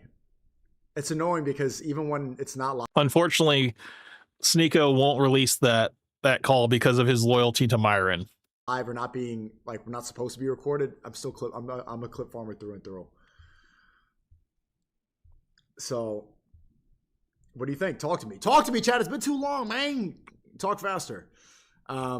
Luckily, Sneeko says enough in this clip for us to get the gist of the whole conversation. So yeah, I got on a call this morning. You know, I talk to Aiden every day, and Myron's been wanting to get us in a call and you know, hash it out like men. Basically, Myron is a man of his word. Myron is a man of integrity, and his co-host is not. And he's like, yo, we got to fix something because this is making me look bad. He's like, we got to do something about this because this is not reflecting well upon me. I run a masculinity podcast about being a man and sticking to your word. And what's going on here? Okay, so can we all believe that Myron is really concerned about his image a part of the podcast, the reason why he hasn't done a call-in show for almost 3 weeks straight, because not only because Fresh isn't in the country right now, but because of the bombardment of questions that people would hit him with this whole concerning this fight between Fresh and Sneeko, and how Walter is backing out of it right now. And the reason I'm keeping this cordial and I'm not going to release that phone call is because of Myron, because I don't want to hurt the podcast. But some of the stuff in there would just been so funny, man. It would have been so funny. Basically, Fresh is not going to do the fight. I think he's too afraid to say that publicly, but he's scared. And I think something we all knew. We all knew that was going to happen. he made all these excuses. He said that, oh, he's in London. Okay, well, and then Aiden proposed July, and he's like, I don't want to do July. I have nothing to gain by fighting. Okay, well, everyone else on the call, even Myron's like, bro, but you called out the fight. Like, what's going on? What's going on? So not only is he not going to do it in April, which I'm ready to do, he won't do it in May, but he won't do it in July. And I saw even his Jewish manager, one of them, saying that he needed time to train. I saw that. No, I can't remember. Gary said he needs time to train, and he's going to put up $50,000 on it. He was betting on Fresh. Yeah, no, he's in his mid-30s, and he's just calling it out. And you know what else Fresh said? He's like, I'm trolling. I'm just trolling. You're not. I mean, but that's what Which we all knew. We all knew that was coming. No matter whether he was going to say, oh, I can't do this fight because you guys aren't meeting my demands in terms of money, or it's not enough time for me to train or something like that. We knew I was just trolling was coming in some form or fashion. And it came over this call. The stupid thing is like, that's what a 6-year-old boy would do. And not even because there's good 6-year-old trolls. He's just saying that he's trolling because he has no other way out. He tried to talk about Rumble. He tried to say he was traveling. He tried to say he needed time to train. Okay, he tried to say it wasn't enough money. He got the money. He got time to train. We got him the condition. He had time to train, but he ended up going to Disney World. So, I mean, I don't know. Are there any gyms in Disney? I don't know. Aiden even said he could stream exclusive content on Rumble. Like, he got everything. He said he would give a signing bonus. Everything that he wanted. And he's just, now that he got everything he wanted, I'm trolling. That's not trolling. That's being a bitch. If you want me to like put it blatantly, that's being bitch made. That's a pussy move. Because I can understand you're trolling if I was searching for clout or something, or you're baiting me. But he's the one who said on his podcast, on his new podcast, that he's trying to be uncanceled from Myron, saying, we could do the boxing match on Aiden's card. Cavo's Fresh's response to this will be, at the end of the day, you don't know what I do. Do a lot behind the scenes, actually. So much that I don't even want to talk about. I'll just leave it there. Aiden gave him everything he asked for, and now he says he doesn't want it. And you know what else he said? He's like, I don't want to hurt you. I'm like, Fresh, you're too fat to hurt me. Like, you would gas out in 2 minutes. You're not going to touch me. What do you? Fresh is just gaslighting all the way to the very end. I don't want to hurt you. That's just like, come on, man. You would run out of stamina, man, before this fight even started. Like, what are you talking? Like, I don't want to hurt you. Like, it just, the mental gymnastics on that phone call was just like, I was looking around. I was on the phone like, does anyone hear what the fuck he's saying? What the fuck is this? I'm like, Myron, this is your like, Myron, bro, do you hear this? You know what Fresh said that really was like, he's like, he tries to pull the, Steeko's mad, and I get Steeko's mad, and he wants to fight. And did someone hurt you?